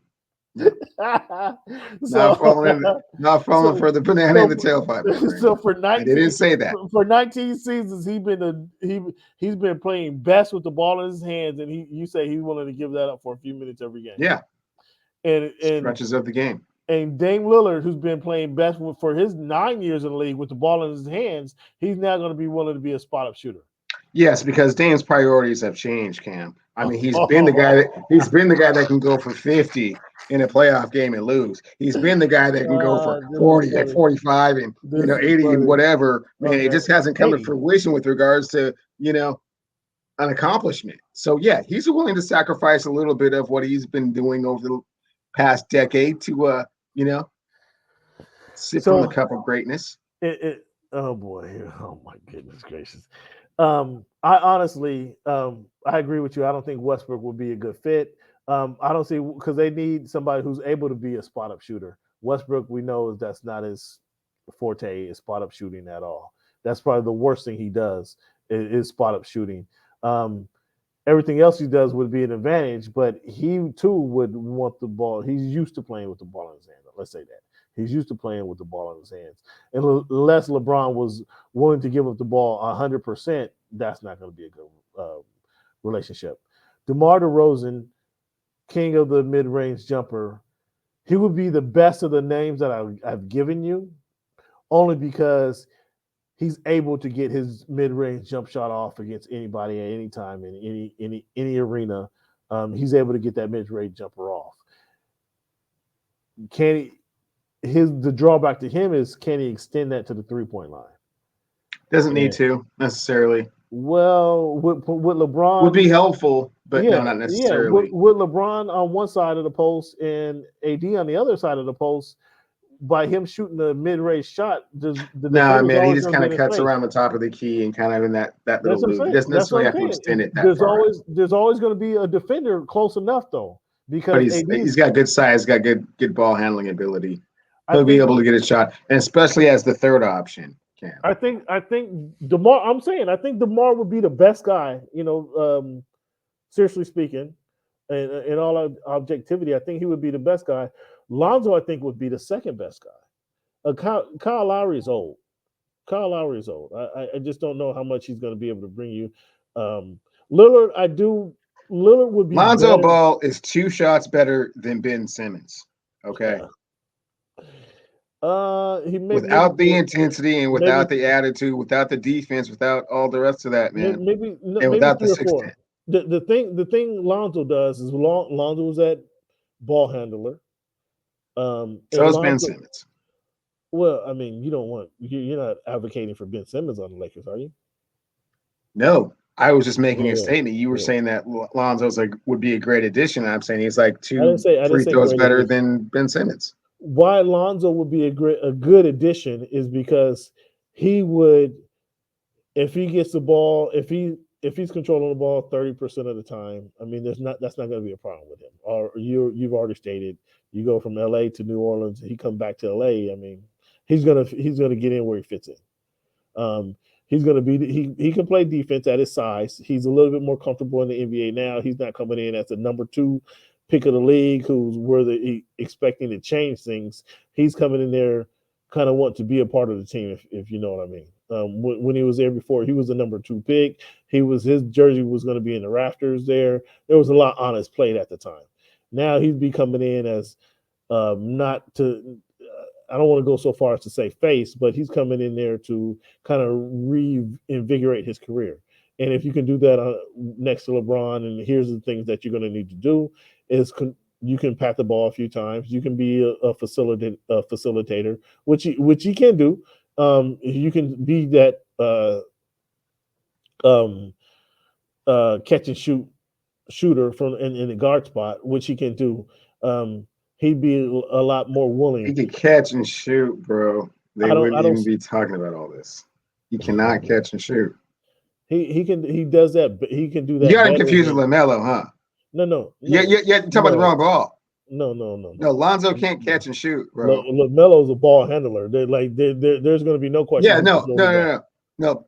LaMelo's the shooter. Lonzo's not the shooter. Yeah. Okay. All right. So all your shooting talk is So do we agree DeMar DeRozan would be the best for the squad then? Of the players that you named outside of Dame Dollar, he would be the. I don't see Dame being a good fit. I don't see that. You say he wants to. He wants to sacrifice some of his game to fit in. He's tried it his way. He wants to. I don't see that being as evenly. But not for very long, because again, LeBron is old. So I mean, it's only going to be like for 2 years. He's what? LeBron is what? He's old. Oh, okay, all right. So is that going to be your excuse next year when they fail again? When they lose in the first round? LeBron's old. Okay, well, they're not going to lose in the first round. That's not happening. I mean, well, they did it this year. I don't know if you realize, but this is the most rest LeBron's had in his career since he was 18 years old. No, it's not the most rest, because he didn't make the playoffs before last season, if you recall or not. They didn't make the playoffs. So what are you talking about? All right, but he did go to the finals the year before that, right? So the rest wasn't quite as long. At least last year So you left out that part, right? He was coming off of playing in the finals and then went to a team that didn't make the playoffs. So he had actually played that additional time. So no, it's okay though. I know you don't recollect how this whole thing went down. That's okay. Mm-hmm. So the guy who's the old guy that you calling him now, he didn't make the playoff. Now he's rested and ready to go. Well, I mean, we'll see what LeBron has in store for the rest of the league. What he has in his bag. Again, he didn't get very far in the playoffs this year, and he didn't play in the Olympics. That's he often does. So more time to rest and recuperate. Kind of get his mind right, and more time for Rob Pelinka to put other pieces in place to make this. So let's talk about Pelinka's options. I mean, what else you got? Are you bringing back Montrez? I mean, there's no promises to anybody. Cam. How's that working out? Cam, there's no promises to anybody. Shooter, are you done with Shooter? Is that experiment over? I mean, if it was up to me and Magic, it would be. We'd be done with him. But we'll see how the market plays out. All of a sudden, you don't like the guy. Magic's so fickle. All of a sudden, he's so quick to turn on somebody. Just like he turned his back on the organization, he's so quick to turn on somebody. I can't believe you guys you want to listen to that guy. To Irvin Magic Johnson? Yeah. 5-time champion, 9-time finalist, 3-time MVP of the league.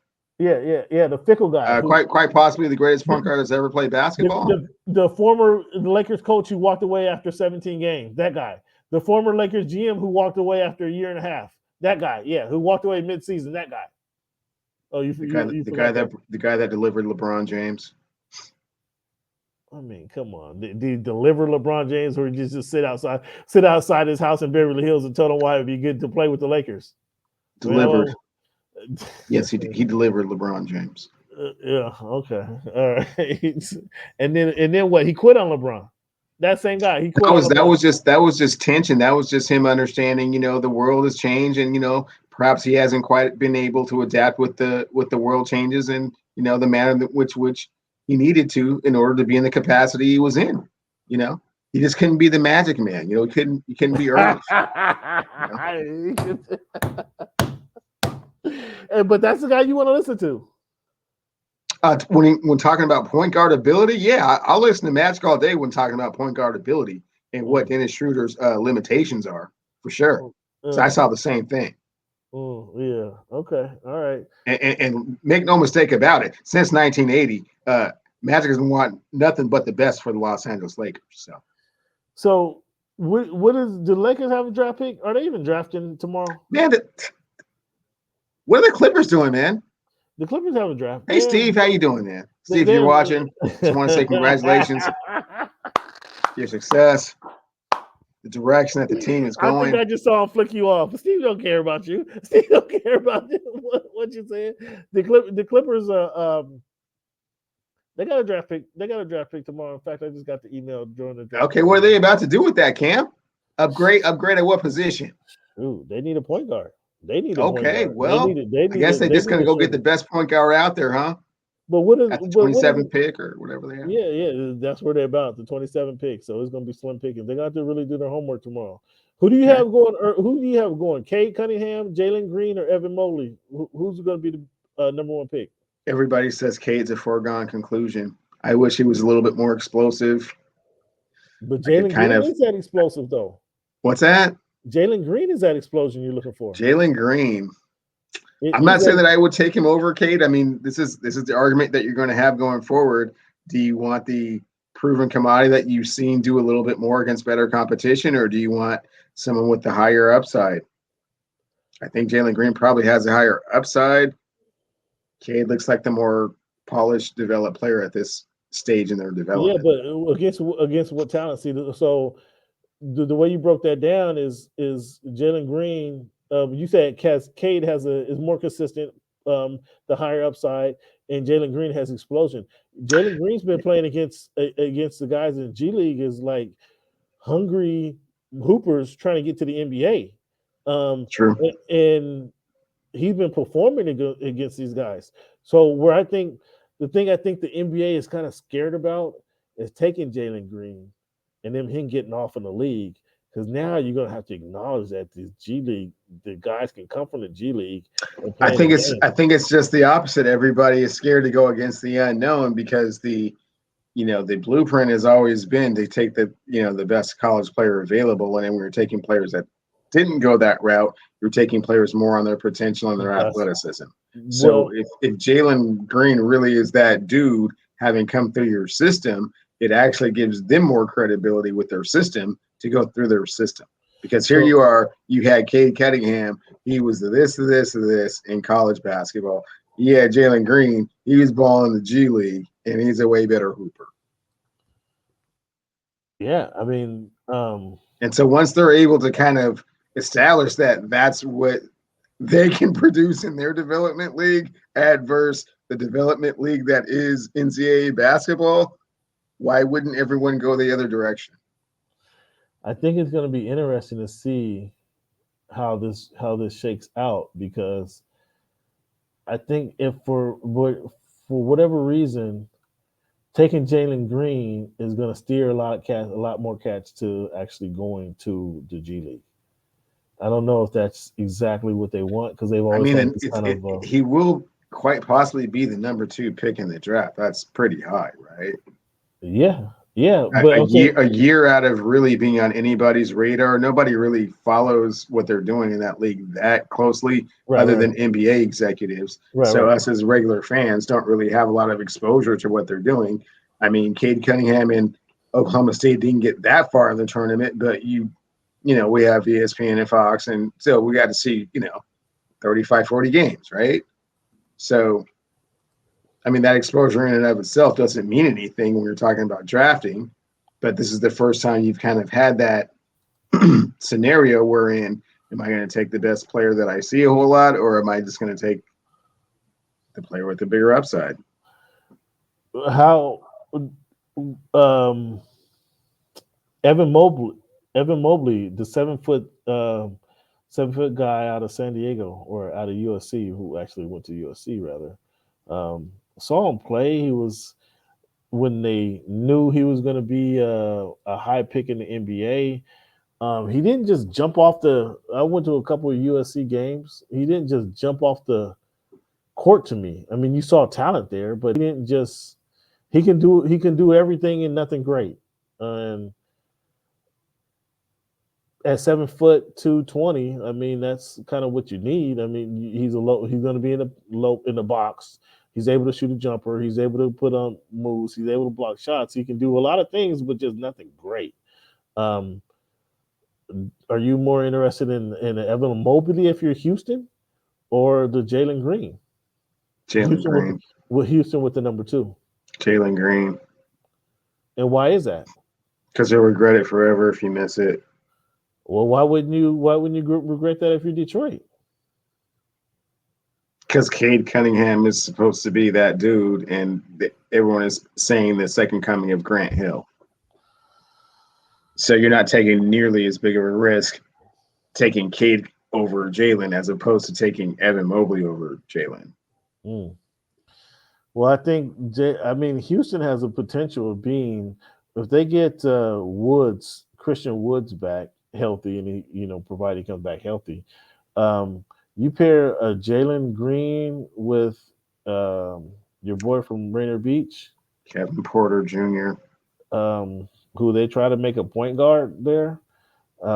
You throw in they need a still have JJ John Redick. Wall to do something with, right? So they have some pieces over there. You trade John Wall. John Wall shouldn't be a part of this team. Wow. He shouldn't be a part of the traded Westbrook for him. So you trade him for JJ Redick if you can get him. You trade him for you trade him for since you know what you call it on the block. So I'm having a brain fart right now. The guy from Utah, Bogdanovich or Joe Ingles, either one of those. If you get one of those guys, no, you can't trade John Wall to Utah. That's not going to work for anybody.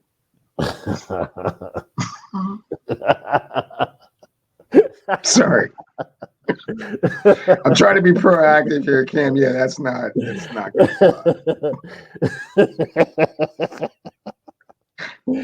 But you want Joe Ingles or a Bogdanovich on that team with these guys, with these other slashers and playmakers. You need to get them jump shooting Caucasian on that team to help those guys out, to help make sure that floor gets spaced, to kind of give them just a settle them down just a little bit more because that's what they're going to need. In all honesty, they're going to need the guy to spread the floor, and they can count on to getting some cash buckets from the outside. So that's what they're going to need. And it'd be interesting to see. We'll have our eyes glued till tomorrow night and see what's happening in the NBA, because until they'll have some free season talk, but until I guess summer league, we won't be able to see anything in the NBA to how these teams play out. And just to let you know, the Lakers do have the 22 pick, and the Clippers have the 25th pick. That's the one pick for both of these teams that they have. Neither one of these teams have a pick in the second round, so they only have one pick unless they make some moves. I mean, will they be on the horn? Will they be trying to make some moves? I'm not sure that the Lakers have a lot to trade with, but then it'll be interesting to see what the Clippers do. Oklahoma City is a wild card there because they have the number 6 pick, the number 18 pick. They also have the number 34 pick and the number 36 pick. So they're going to be the wild card, and let's just say that they're going to have the number 55 pick as well. So they have 5 picks of the top 55 picks in the draft tomorrow, and I doubt that they select 5 players. So there's going to be some movement with these players for sure. How they move around, where they move around is going to be interesting. Let me take that back. The Oklahoma City Thunder has 6 picks tomorrow. They have the number 6. They have the number 16. They have the number 18 pick. And then they go to the second round for the number 34, 36, and then the 55 picks. They have 6 picks tomorrow. And once again, I doubt they take all those picks. I doubt they pick 6 players tomorrow to join their squad. But they are kind of the dominant team drafting for the next couple of years, because that's how they built their franchise. So we'll see how things transpire. Clevon, let's take another little break here. When we come back, we're going to get into this week in history, and then we're going to talk about the college football, and then we got some Olympic discussion for you, Mr. Clevon. So let's take a little break here.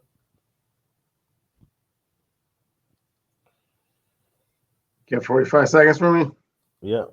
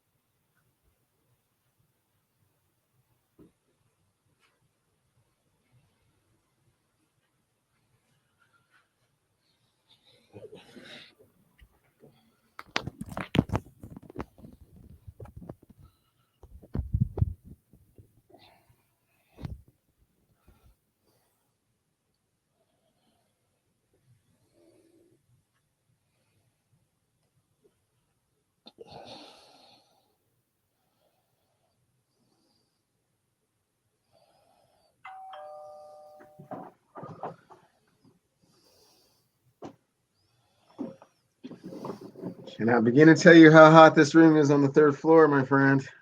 Yeah, look at you. Look at you. Is a little warm up there, huh? 87 on the third floor, yeah. Open them windows up, man.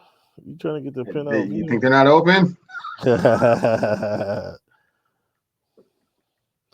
All right, let's get into this. Let's get into this talk right now. Let's jump into this college football talk, man. Oklahoma and Texas just joined the SEC. So before I went to media day on yesterday, Tuesday, heard a couple stories about it becoming a Big Ten and SEC league. Actually, it was kind of funny. I do remember when it was a Big 8, and then it became the Big 10, and now it's actually the Big 12, right? And then SEC absorbing Oklahoma and Texas, and it might be a North and the South football league. That's kind of the understanding I got. It's going to be a North and the South, and 2 leagues, 2 conferences, 30 teams apiece, and then everybody else is going to be competing for the NIA or the AA championships. That was until I went to the Pac-12 media day yesterday. What do you think? Let's start with what do you think of this Oklahoma and Texas going to SEC? What do you think about this? And are Oklahoma and Texas kind of, let's say, punking out? That's not the right word. Are they just going for the easy money of the SEC? You know, I think that Oklahoma and Texas has looked to their right and said, you know, those guys are real serious about football all the time, and so are we. And I'm not so sure about these other guys in this conference. And I know how much money that we can make if we go that way and be on that national stage all the time. I mean, watching a move like that kind of made me think, why doesn't the SEC just secede from college football altogether and just form their own league? I mean, really, I think they could get 20 teams deep there and just rotate it around, man.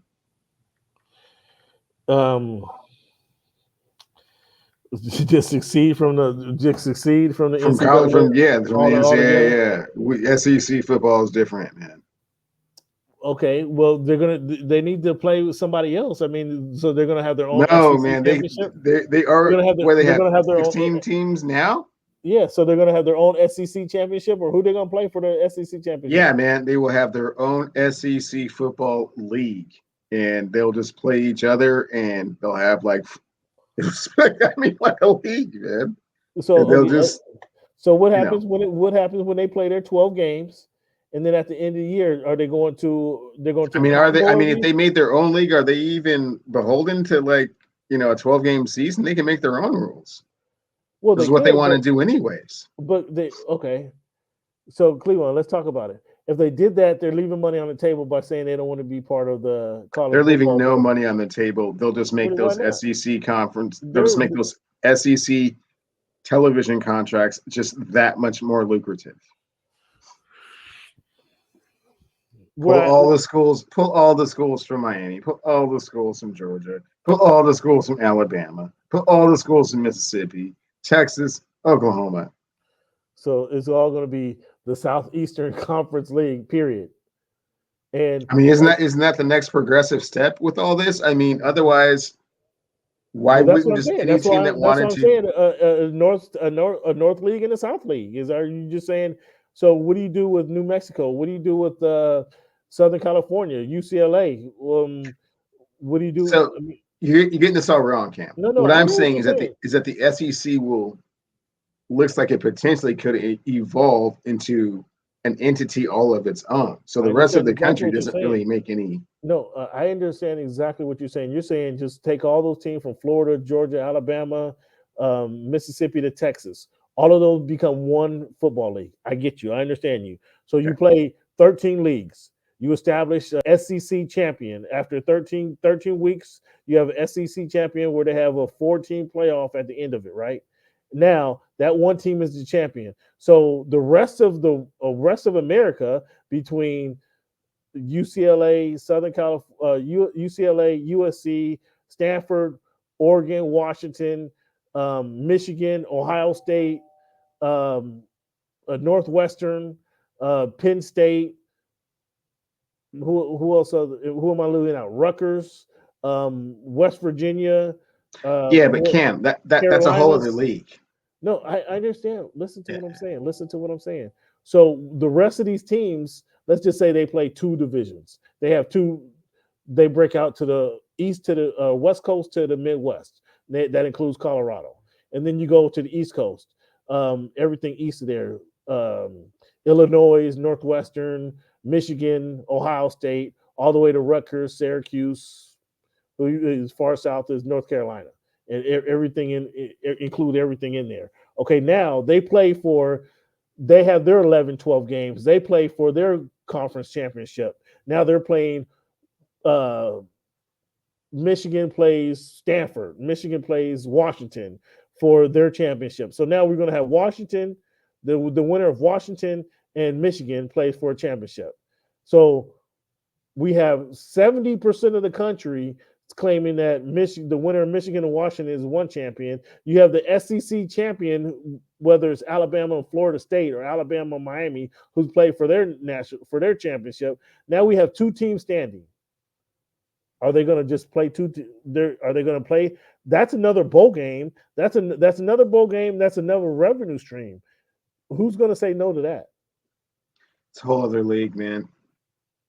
That's what I'm saying. So you're saying if the ACC was to break things out as we just discussed and leave the 70% of another country, of the rest of the country, to develop these 2 to 3 leagues, however leagues they come up with, however they break it down. But now they have determined their championship on December 31st. SEC has determined their championship on December 31st. So you're telling me nobody's going to pick? No, they're not going to be interested in playing in the Cotton Bowl, in the Big Horseshoe, in Pasadena, the Rose Bowl. They're not going to be interested in playing another game for $15 million apiece. That's those other guys. Will have nothing to do with the SEC.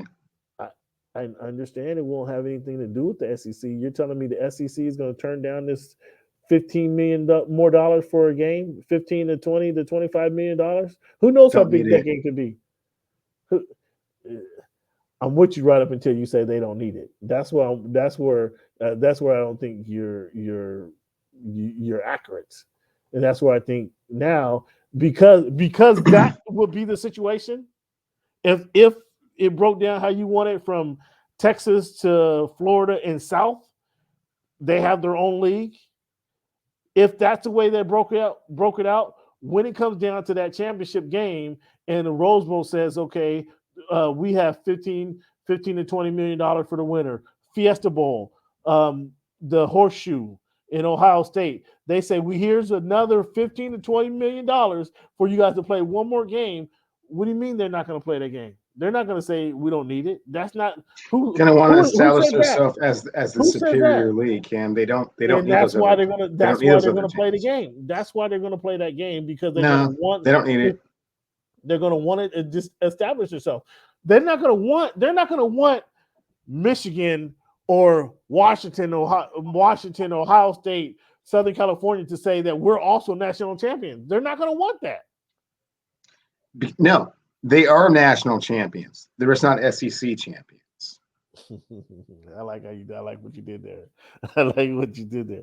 I don't think they're going to leave that on the table. So, I mean, we just kind of discussed the next question. What does that mean for college football? I do see a breakout like that happening, and you're not wrong in what you're saying. I do see a breakout similar to that fashion, but I think it'll be. I'm thinking maybe a 4-team. Either if it doesn't go Northwest college football, North college football South, and they have the collection of 60 teams, whatever it is, 40 to 60 teams, because we know all the big schools are going to be in them. The Washington State may not be in that group. They just may be asked out. The Oregon State may not be in that group. They just may be asked out, playing for the Division II or the NAIA champion, or with North Dakota State, as with Iowa State, with Idaho, those type of schools are all going to be asked. They're not going to be part of this 30-team, two-division league. As we can see, New Mexico State won't be a part of it. Alabama State. What is it? What's Florida school that just came in was in Orlando. Damn, why am I having a brain fart? UCF. They're not going to be part of the Florida, Miami, Florida State a duo that joins the SEC. They're not going to be part of that. Neither would Wake Forest. Neither would your school that where did Megatron go to school? Georgia Tech. Yeah, neither would Georgia Tech. So it's going to be only these large schools, right? There's no SMU is not going to be part of this the mega conference, right? It's going to be 2 mega conferences, including all of these major schools. Maybe not 2 mega conferences. I mean, that's what I expect. That's what I expect. Well, I mean, we'll see. First things first. Let's see if the first one gets constructed, and if they decide that they just don't want any more to do with the NCAA and college football on that level, and they just want their own thing, and how serious they are and committed to doing that. And the way that's going to happen is if when these, they're going to go down to these major Fiesta Bowl, the Cotton Bowl, the Rose Bowl, and say, okay, can we get a deal going that we play our national champion? They're going to work backwards. They're going to go to those guys first, and would you pay for this national championship game, and then back it out of that, and then schedule their 10, 11 games that way. That's how I would see it break out. But that's a lot of work to be done over the next few years. And there's a lot of work to be done on this NIL thing for college athletes. Now, I sent you a video or two with these players talking about the NIL. I actually like the guy from your alma mater. Well, I'm not sure you went there, but the guy from the school down there that plays in Montlake that wears the purple and gold as well. Jimmy Lake, who says when I asked him about the NIL and how that impacts his team, he's like, well, first you got to win. You got to win on the field. If you don't win on the field, nobody's going to want to buy anything that you guys are promoting or endorsing. So you got to win on the field. And I thought that was simply put the best explanation I got from most of the coaches when I asked them about how NIL impacts their squad. From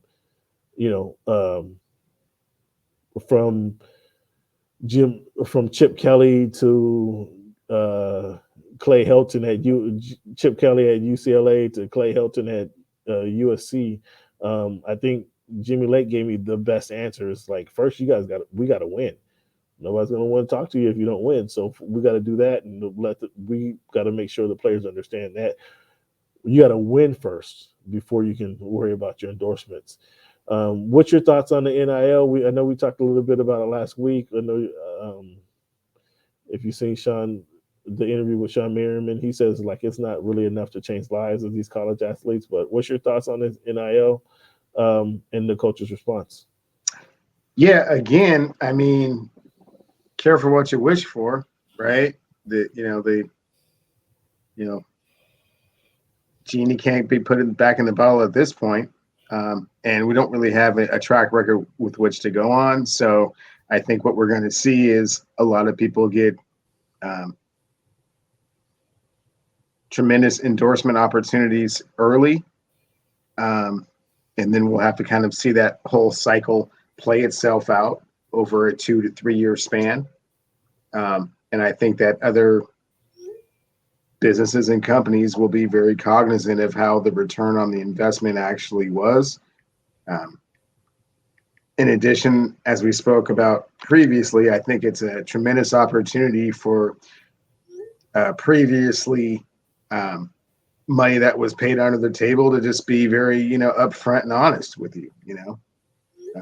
Suddenly your kicker, not the, most popular guy on campus, is, sold $50,000 worth of shirts. Who would have thought, right? Suddenly you're, a lineman that was just getting those manila envelopes. Wow. You don't got to do all that, man. Just, sell me some socks with your number on it, your signature. Hey, I'll buy 5,000. You Right. get that kind of, opportunity, but how it will actually translate into dollars and cents and how these players will feel. This is the part I'm a little bit concerned about. How are they going to feel like when one year they're making $1 million and the next year they're making like no one wants them because they missed a shot or fumbled on fourth down? It's like, how's that going to play out for a 18, 19, 20-year-old? I mean, in this era of social media, how are they going to be able? Are they going to be able to handle that? Is that going to be a factor within the market that they're in? Another example to that very point. Another example. I don't remember who the coach was. I want to say maybe it was either David Shaw or the coach who coaches at or not Arizona, the other Arizona school. Arizona State is Herm Edwards. Yeah, the other one. That's what I'm saying. The other, I know Herm, but the other Arizona school. Arizona. Someone just got fired. I forgot the name. Yeah, he actually used to coach at UCLA too. That I forget his name, but it was either David Shaw or this other coach. I remember it being a black coach specifically, who says, to your point, well, we got to get there first, and the players have to establish that they are winners. And again, kind of alluding to the same point that was made earlier, nobody's going to want you if you don't win. So the players got to establish themselves as winners first, to that they can make somebody some money, and also that this is a precursor to what life is about. Like, you may be, some of you guys have been, and he uses this example, some of you guys may be in jobs where you work harder or do more work than the other person, but they make more money than you. And you can't really go to your boss and complain about it because it's not going to change anything. You have to work harder and find your opportunity to kind of improve your value, improve your worth. That's life. I mean, we have to deal with that in life. And that's a early example of kind of how they can make do with life, period. So that gives them another another example of what life is about, right? And that was real deal. That kind of hit home. It was like, oh yeah, I mean, you got a point there. We've all been in that situation where we've worked harder, think we deserve something, but yet somebody else is making more money for doing some, if not less, work than we are doing, or as good of a job that we're doing. So that's a situation that you kind of have to accept and kind of figure out how to navigate through that, just on a personal level. But they're all good points. They're all good points. I think it was great conversation. We're going to see how this plays out. Obviously, all of this is new. So Nick Saban brags that his guy hasn't played it down in college football, already have $700,000 lined up for endorsements. But was that Nick kind of using his recruiting scheme by saying this is how much Alabama's worth? But is everybody worth that, or is it just an Alabama quarterback? Who knows? But was that truthful what Nick was saying? And did some people said, did Nick spoil the water by throwing that number out there? Because now, will a lot of players be looking for that $700,000? And if they can't get it at Stanford, or they can't get it at Arizona State, can they get it if they go down to play in Alabama? Well, that's just SEC game for you, right? I mean, they are trying to establish the bar a little bit higher than those other schools, right. Trying to let people know that we don't play around down here. Right. This is big time. That's why Texas and Oklahoma said, I don't really. Those guys know how to get down over there. Yeah. So we'll see how things shake out, man. I want to get your thoughts on second-year head coach for the Watch. I know this is a sensitive subject for you, but let's see if we can get some objectivity from you here. It's not anything. It's not affiliation with Steve Ballmer, but your Washington State University second-year head coach Nick Rolovich refused to get vaccinated. He was the only coach in the Pac-12 not at media day. He had to do his press conference by Zoom. And he said a few things. I think I sent you that video as well. He said a few things. I refuse to get vaccinated, although it's my personal decision. And I'm going to leave it at that. I'm not going to explain what my decision why I made the decision I made, but I refuse to get vaccinated. But yet he agrees with the terms that the state of Washington set forth. He agrees with what the University of Washington, Washington State University plan is for having the team vaccinated. He agrees with it, and he'll accept any penalty that comes his way because he's chose not to get vaccinated. My first question was, how is this a leader, dude? How are you a leader of men? How are you being a leader of a team that if your players are not vaccinated, they have a bigger risk of getting infected with the virus? If they're not vaccinated, they have a risk of losing games or missing games because the players are not vaccinated. They have to sit out with the protocol. Like, how is this? I just thought, like, I respectfully, I understand what you're saying about it being a private, a personal decision, and you not want to explain that. Okay, that's cool. I respect that. But how are you leaving? It's like you're doing double standard. Or I just like, how do you square that with your players? And then he danced around the answer. I don't know if you could understand the answer that he gave because he danced around it so long. I kind of lost train of thought before I asked him about the NIL. But what do you think about this guy, Nick Rolovich? And I think they're in for another few losing seasons. What do you think? If I was the athletic director, I would make it a situation where it wasn't negotiable. It was a non-choice. You can't make the choice to not get vaccinated if you want to be the head coach of this football program. Hurts recruiting, hurts everything. Hurts the university. Hurts alumni, donations. I mean, the leader of your football team is being very careless with the health of the entire football team. So, yeah, I would fire him immediately. I don't. Actually, I wouldn't fire him. I would let him know that him getting vaccinated is not a choice if he wants to be the coach of this football team. I understand. There's plenty of other people in other walks of life, that you just can't say, no, I'm not going to get vaccinated. You surround too many people, to not be more, responsible. And the way I put it is, people will look up to you. People value your opinion. People value your word. And now you're telling the players how can you tell the players in good conscience, go get vaccinated when you're not vaccinated yourself? How can you say you're all about winning and you want to put the organization in the right, have the focus and put them in the right direction when you're not getting vaccinated and you're letting everything, you're going to get sick, and the team, you're not going to be able to coach the team. And then that's all because of the decision you made. Now, I respect the decision you make, however, that you're hindering the growth of the team or the growth of the organization, the growth of the program by not doing so. So I thought it was interesting. We can figure out how to play some of these press conferences back for you fans so you can hear them. But you can, if you go to my YouTube page, Voice of the Fans on YouTube, Nick Rolovich, his response is there for you to hear. And I thought this thought was hypocritical, and that was the first question I asked, and he danced around it on me before I can ask him about the NIL. But it's available on YouTube for you to hear.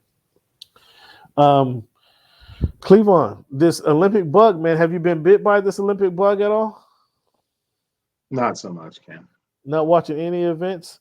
So I usually like to wait till track and field and hoop gets a little further along. Okay. I've been watching a little bit of badminton, though. I do like badminton. Yeah, okay.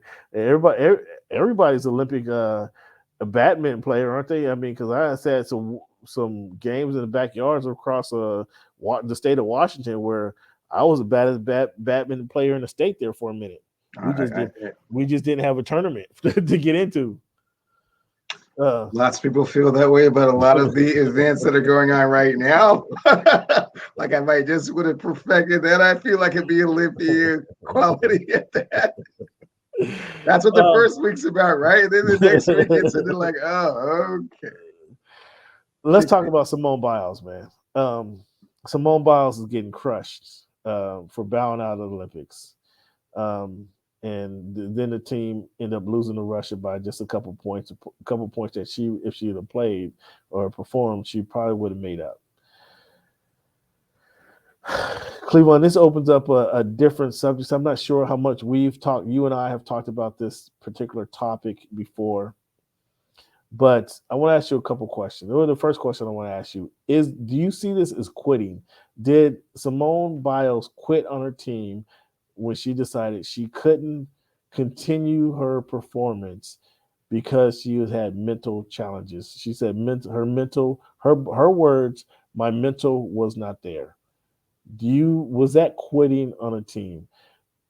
Before you answer that, we saw Carrie Shruggs on a broken ankle, essentially, run down the line and do her exercise and end up winning the gold medal. As she was applauded by the country as Bella Crowley scooped her up, little 4-foot frame, and walked her to the side, walked her back to her team after she won the gold. A couple things with that. Carrie Shruggs later said that she performed out of fear rather than desire and willingness to go get that gold medal. She performed because she didn't want to. She was fearful what might happen to her if she didn't perform in that situation. Simone Biles, and she credited Simone Biles for bowing out and saying, "I can't perform. I don't want to perform in a situation because my mental's not great." My question to you, Clevon, was that quitting on her team?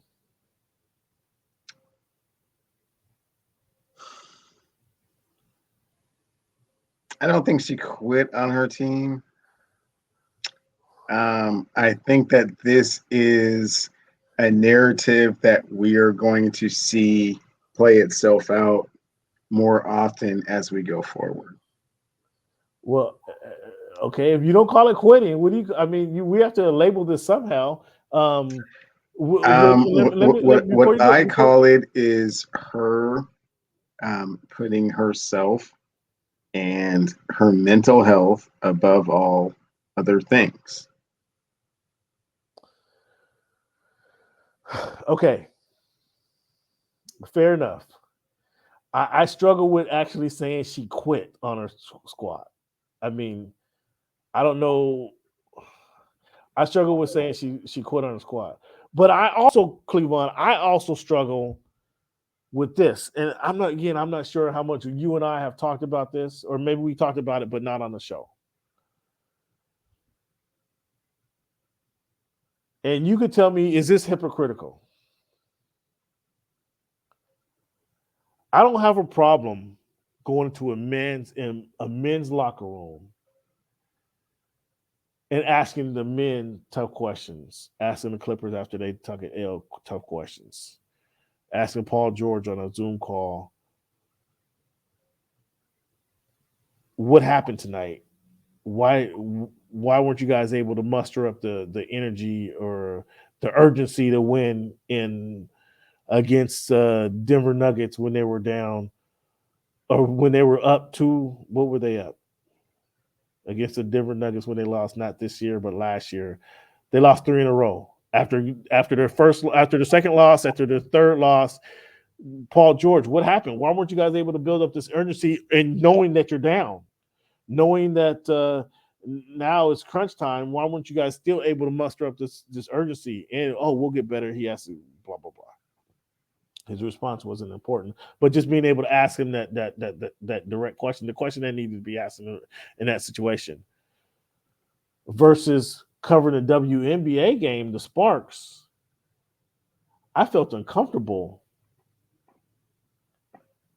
asking Candace Parker what happened tonight versus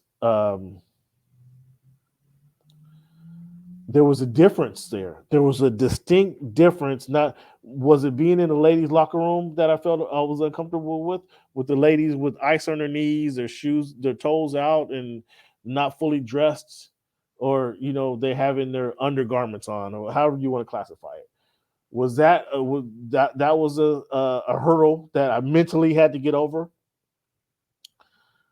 It was a difference in the way I was addressing the ladies.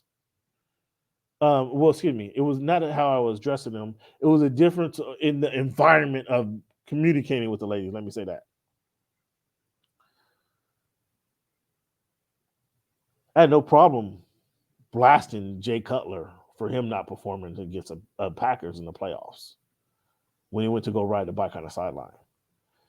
No problem blasting LT for standing on the sideline with the coat and his helmet on like he would, because he didn't go back in the game, knowing that a few plays earlier, Phillip Rivers also suffered a knee injury and he continued to play on this what was it before he had to get knee surgery in that offseason.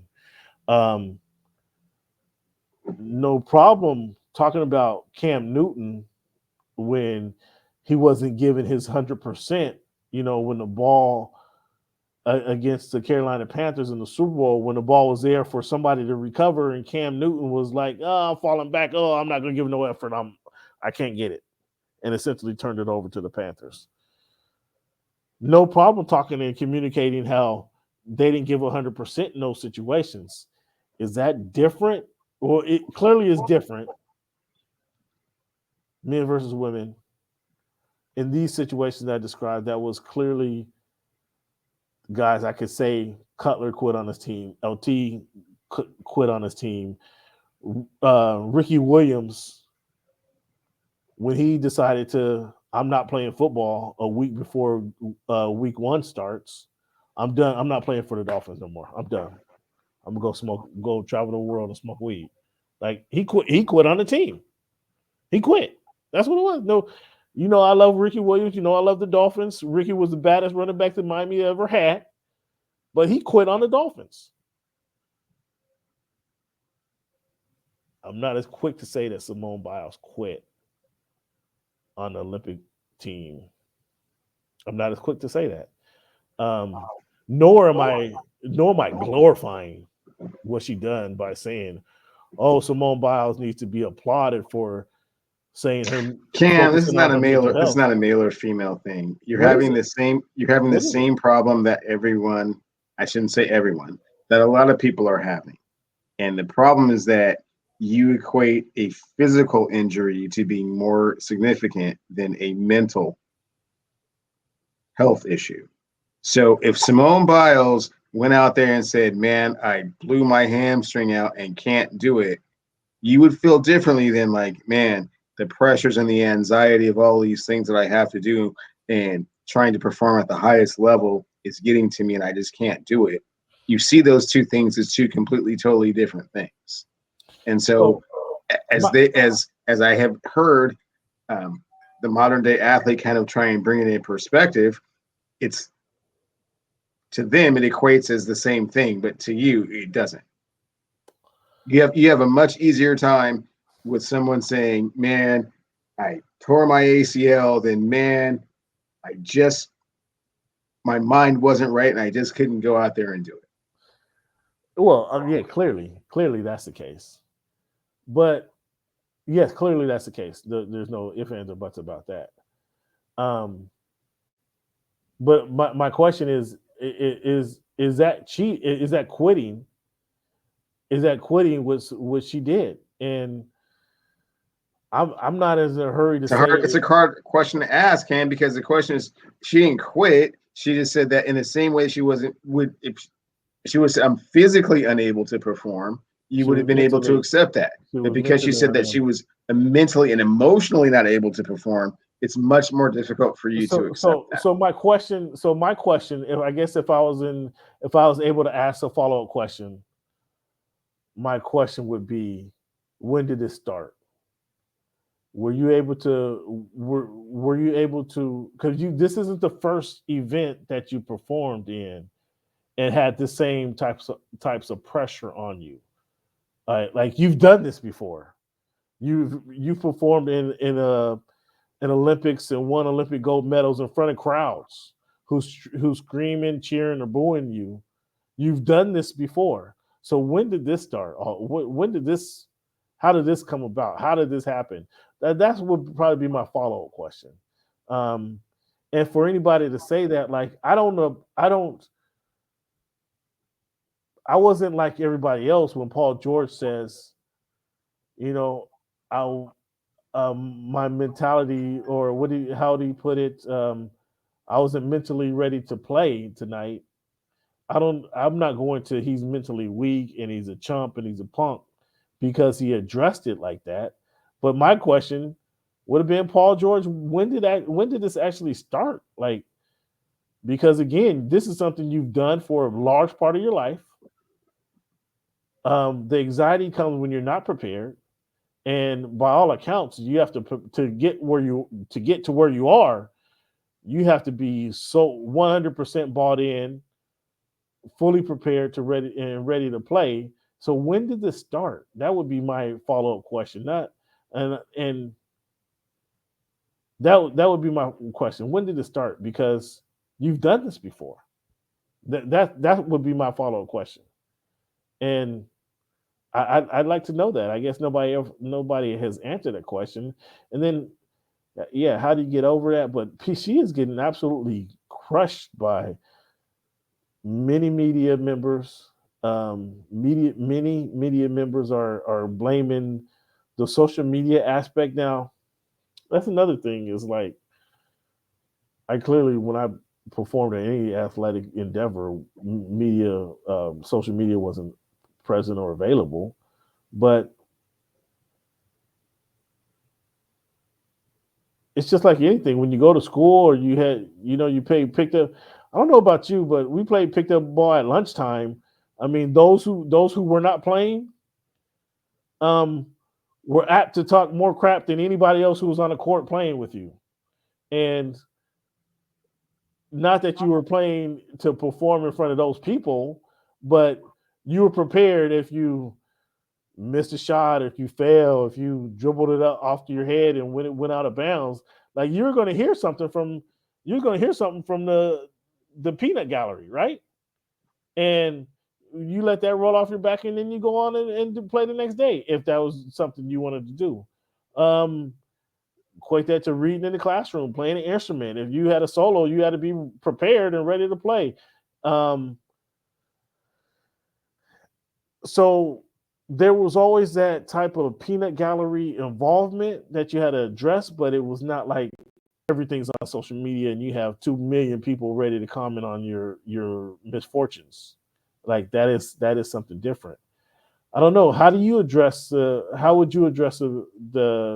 mentality that of what you just elaborated on, being more accepting of the mental injury or less accepting of the physical injury and more accepting of the mental injury? How do you address that?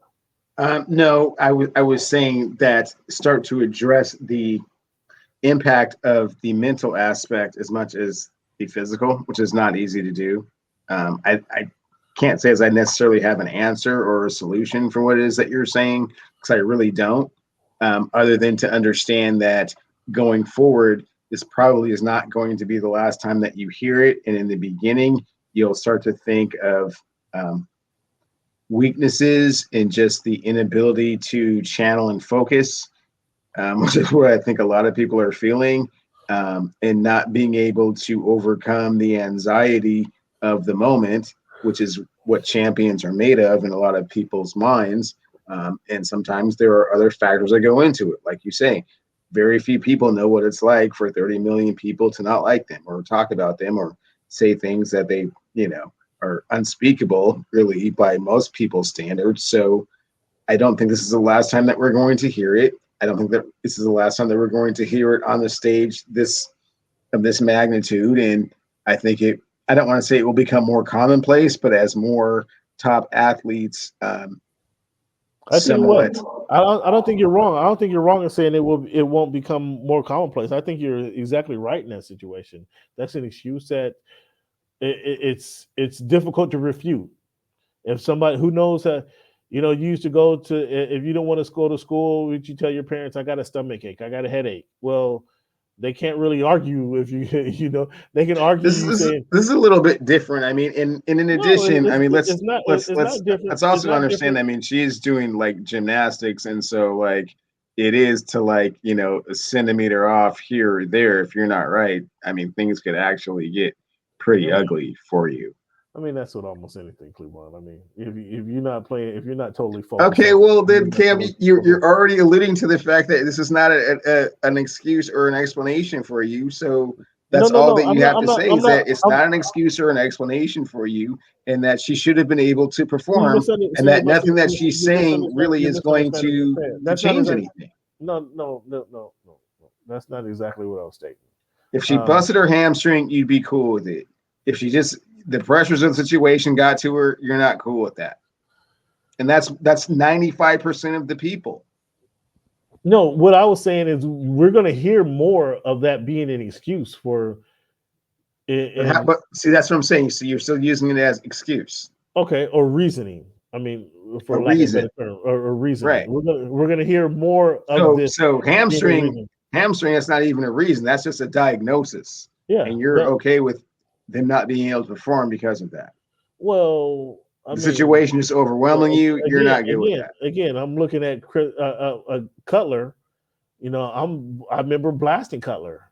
Cutler, you But had that's not but you went. No, let me finish. He went to the sideline, said he couldn't perform because his leg was hurt. Went over to ride the bike, and in the playoff game and NFC Championship game, he went over to ride his bike while his team is on the field suffering. Like, I wasn't cool with that.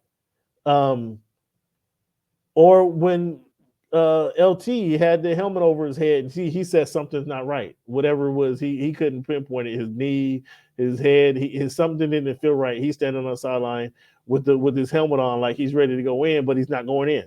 Like, either play or don't play. Take your pads off or don't play. Those are physical injuries that, for whatever reason, they didn't want to continue on.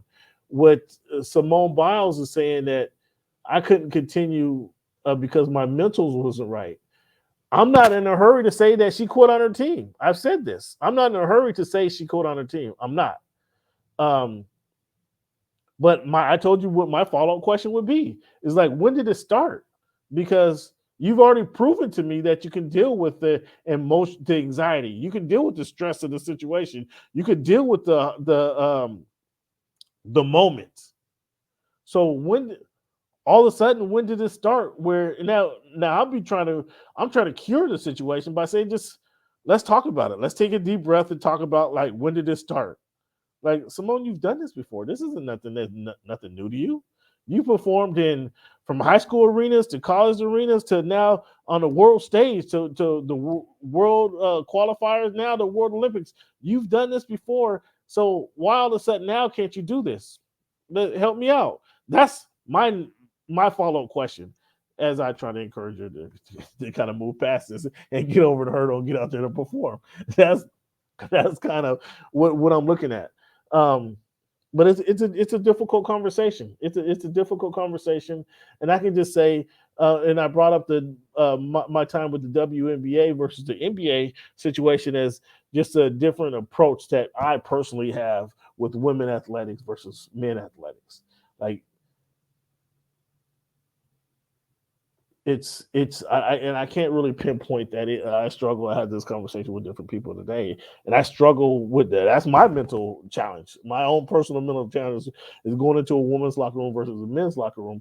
Like, I didn't know, like, how to handle that, and for all intents and purposes, I stopped covering the WNBA just because I didn't want to find myself in that situation. It was just an uncomfortable situation I didn't want to be in.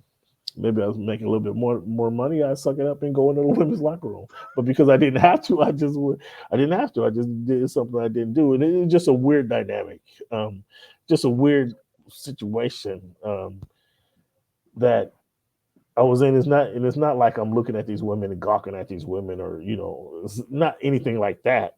It was just, I don't know. I'd rather see them pregame, postgame, and then have the conversation about the game then. But just being in the locker room 15 minutes after the game was just something weird to me.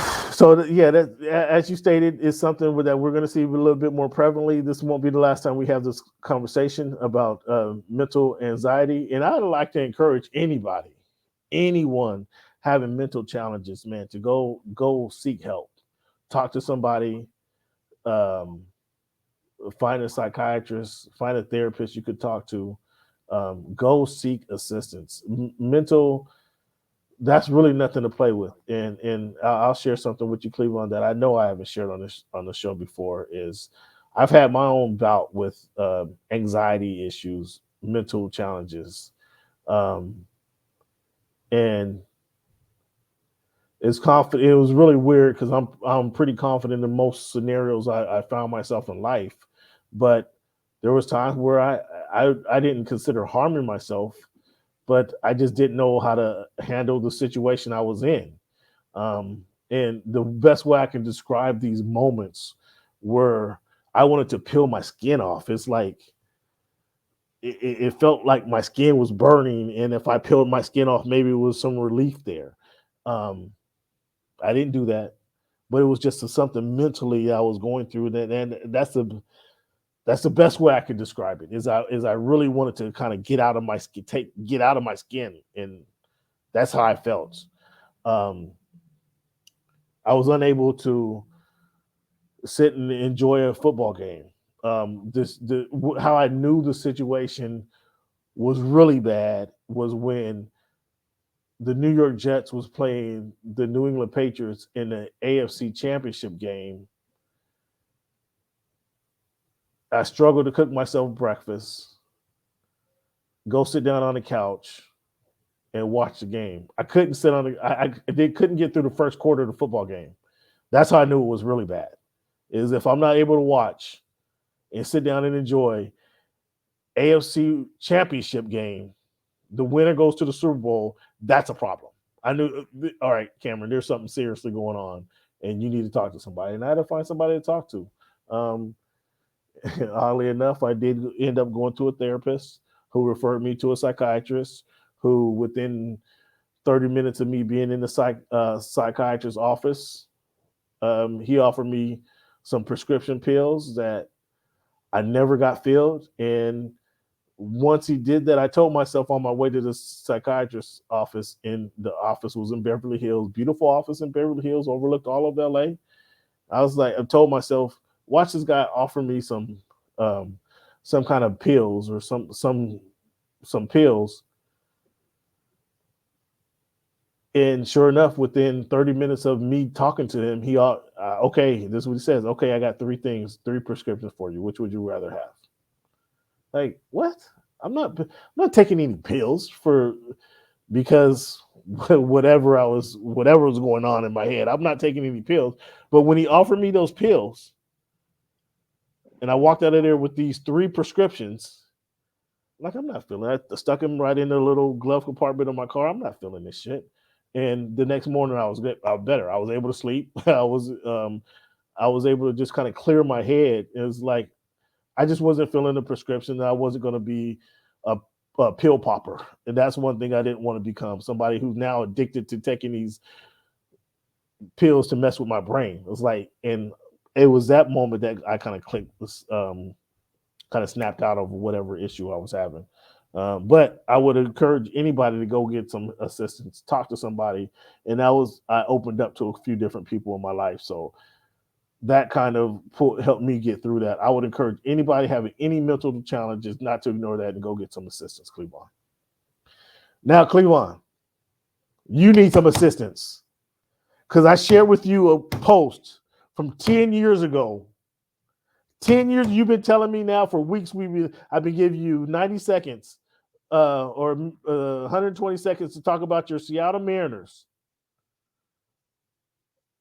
I showed you, Cleveland, a post from 10 years ago where the guy was giving me the same argument that you've been giving me for the last 2 weeks.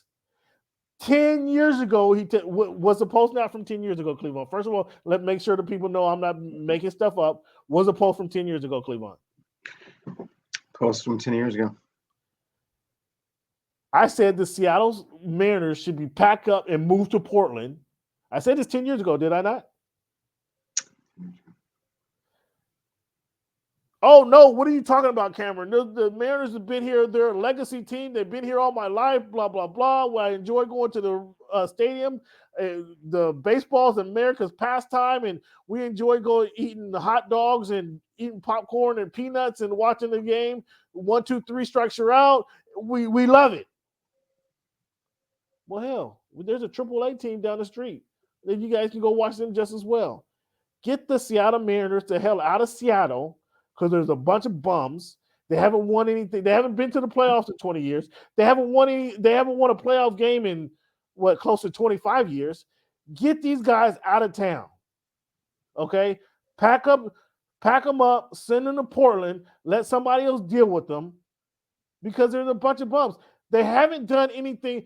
If you could not win with Nintendo's money, what makes you think they're going to be able to win, period, with anybody's money? Has Microsoft owned them yet? Has somebody from Microsoft had a piece of the Mariners? I don't know. I can't answer that. No. But I know that Nintendo, at the time Nintendo owned the Seattle Mariners, they were the most lucrative business in the world. And if the guys from the owners from Nintendo cannot do anything with the Seattle Mariners, they're a lost cause. The post I added you to, Clevon, I felt was so interesting. 10 years ago, I had these same proclamations, and the guy's telling me how much he loves the team. Clevon, what did he say? You don't see the vision. We're just a couple years away from being really good. Clevon, that was 10 years ago, and you told me that same thing 2 weeks ago. Did you not? Or did you not tell me? You tried to tell me they're going to be 2.5 games out of 2.5 games out of the playoffs. Clevon, and what happened? What did they do today? You let the people know. You tell the people what they did today. Not only did they miss out on Shohei Otani, that's one reason. Shohei Otani was able to identify these are a bunch of losers. Well, I want to go be associated with them. But what did they do today, Clevon? Cam, they made a very curious personnel decision in trading their top-tier closer, Mr. Graveman, to the Astros for some minor league players and some cash later.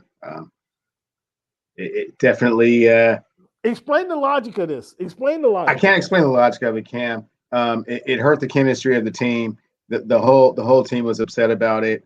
Nobody trusts the organization. Nobody really knows what the general manager, Jerry Dipoto, was doing.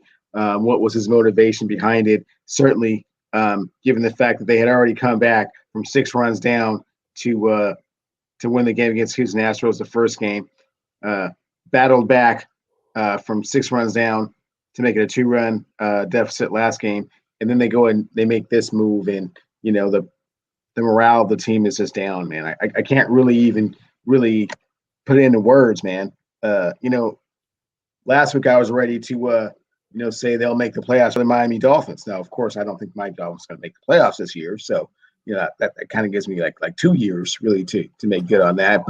But now that they you see what they're made of, what their mindset is. I mean, just nobody's safe, man. Just never get too comfortable with what's going on around here, and you can't really speculate on what the direction of the team is when they're winning. Like game and a half out of the wild card spot, and you do something like that, it just shows you don't really have a commitment to winning, and then so the cycle just perpetuates itself. So let me back up. And this is just a theory I'm throwing out there. I don't follow these bums. They're not worth following. They're worth packing the bags up and shipping the hell out of town. That's what I feel about the Mariners. I felt about the Mariners since the days I was going to watch them at the Kingdome. Anybody that they got was good. They end up on the California Angels or the LA Dodgers, and then the New York Yankees. So they were a farm team for the Major League Baseball team. Why you want a farm team in the city of Seattle in prime real estate? They got a new stadium that's really nice to go to. They should just let high school players play in Safeco Field, or what do you call it now? T-Mobile Park or whatever it's called. They should let high school teams play in there. You get the same experience. You get the same experience. You can look at the views. You can eat your crickets, and then you can watch poor baseball. There's no different. It's no different. If you let Cleveland, Rainier Beach, O'Day, what is it? Kent Meridian, the Mariners, or you get no difference by letting these high school teams around the city play in this stadium because the experience is the exact same. So, but let me ask you this question. Similar to the trade when the Lakers traded Marc Gasol for Pau Gasol, was there some cronyism going on? Where did the Poto come from Houston? And was he part of the Houston organization? Man, I don't know what his motivation was. Nobody knows, Cam. I'm just you're trying to read too much into the tea leaves, man. It's too early. I'm just trying to figure it's something too soon. out. It's too soon, okay? It's too soon. Hey, we don't know. Don't get testy with me. Don't Stop asking the question. I told you to get rid of these Mariners years ago. My whole thing is look, Cam, I don't know what the motivation was. You asked me to get into David Poto's head and try to explain what he did. I don't understand. I don't know. This is your squad. Yeah, I don't know. This is your squad. Okay, I know. And I don't know. Man. So Shohei Otani, give us an update on Shohei Otani. Yeah, he's doing good. Great. Good for him. How many home he's runs doing good. I don't know. I don't Google during the middle of the show like you. You're Mr. Baseball, though. You should know what Shohei. He's got a whole bunch, over 30, 30 plus. 36, 37. He's doing great. Is he the league MVP? We'll see. They ain't voted yet. Yeah, okay. Well, he got your vote, though, right? Season's not over, so I don't know. Look, you don't have to get all testy with me. We're trying to do a show. We're trying to give the fans. We are doing a show. You asked me to already endorse Shohei Otani for MVP. So far, so good. He's having a good season so far. I don't know how the season's going to end up. We need a little bit. We'll see. We go a little deeper than so far, so good. I mean, if we're talking about Anthony Davis, who hasn't been healthy in 7 seasons, you can tell me how great he's going to be next season. Anthony Davis is an NBA champion. Shohei Otani hasn't won nothing yet, so. Well, it's not like Anthony Davis led them to the championship. So okay, well, he isn't. Let's not get carried away. Did that change my statement? He's still an NBA champion, right? Let's not get carried away. Cool. Fans, reach out to Clevon. Maybe you guys can get an answer out of Clevon on what's happening with this with these Seattle Mariners and give them your feedback as what should the Mariners stay in Seattle or should they be packed up and shipped off to Portland, Oregon? Or maybe Eugene might be a better town where nobody is. They're the only thing in town and nobody pay any attention to them down there in Eugene.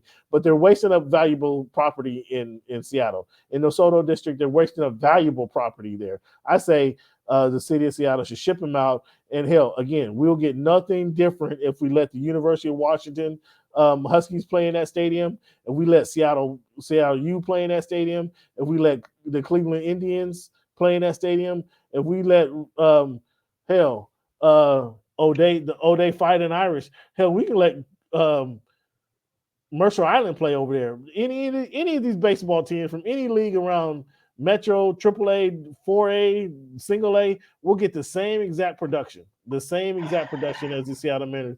So let Clevon know. Clevon, what's your Twitter handle? I know he's getting all sensitive on me. He's getting all sensitive on me, fans, just because he knows I'm right. What's your Twitter handle? My Twitter handle is @CleveyWonder. Instagram is Clevon Steele. Let Clevon Steele know what these Seattle Mariners where they should go. Okay. You can find me at copy me too. You can find me at What's Good in Sport. That's What's Good, the letter N, Sport singular, or Voice of Fans on Instagram. So that's What's Good in Sport on Twitter, Voice of Fans on Instagram. Let us know what you think of the show. We want to thank you guys for tuning in. We got a lot of things happening, folks. Football season is around the corner. No more fantasy talk, but we got to get this fantasy league underway. Next week we'll have a breakdown of what is going to be the AFC North, I guess it'll be next week. So we'll talk about that next week. Fans, look forward to the NBA draft coming up tomorrow. We can talk about that next week as well. Clevon, thank you for your participation. Let me leave you guys with this quote. Let me leave you with this one quote, Clevon, from Mr. Joe Namath. And we know, after you hear this quote, you know what I'm talking about. If you're not going all the way, why go at all? If you're not going all the way, why go at all? Mr. Namath, and I think he said this to was a sideline reporter for ESPN after he had a few adult beverages. Susie Wow. Colbert. You're trying to bring Susie Colbert into the conversation. Joe was trying to go cool, on. Joe was trying to go all the way. But in all seriousness, Joe says, if you're not going all the way, why go at all? And that's what I'm saying about these Mariners. It's been years and years and years and years and years about these guys not doing anything. See, I see what you're doing, man. You're sticking your finger in the bullet hole, man. But if the Mariners don't die, man, they're coming back with a vengeance. Don't die, they're dead. What are you talking about? They're dead. The Mariners, if somehow they make it through all these trials and tribulations and these terms of endearment and somehow get to the playoffs, man. They have been never was. The best thing, you said it right. It's nice to go to the ballpark. That's what you said. I enjoy going to the ballpark. That's what you already said. You made that clear. You don't care to see the talent on the field. And that's why I say any team, any high school team, they should have Franklin, Garfield. I'm done with your Mariner bashing. I'm done with your Mariner bashing. Blanchett could go not taking any more. Roosevelt, not listening to any more of what you're saying. You're just talking. I'm not listening to any more that you're saying. Any of those baseball. There's nothing more that you can say. I'm not listening to any more of your talk. I'm just saying, man. You're going to get the same talent. Okay, look, man. Like I said, I'm not listening to any more of your talk. It's okay, fam. Once again, be sure to subscribe, rate, and review our podcast. We appreciate you guys for tuning in. And as always, fam, thank you for making our voice your choice. Clevon, have a good one, man. Have a good night, bro. Talk to you.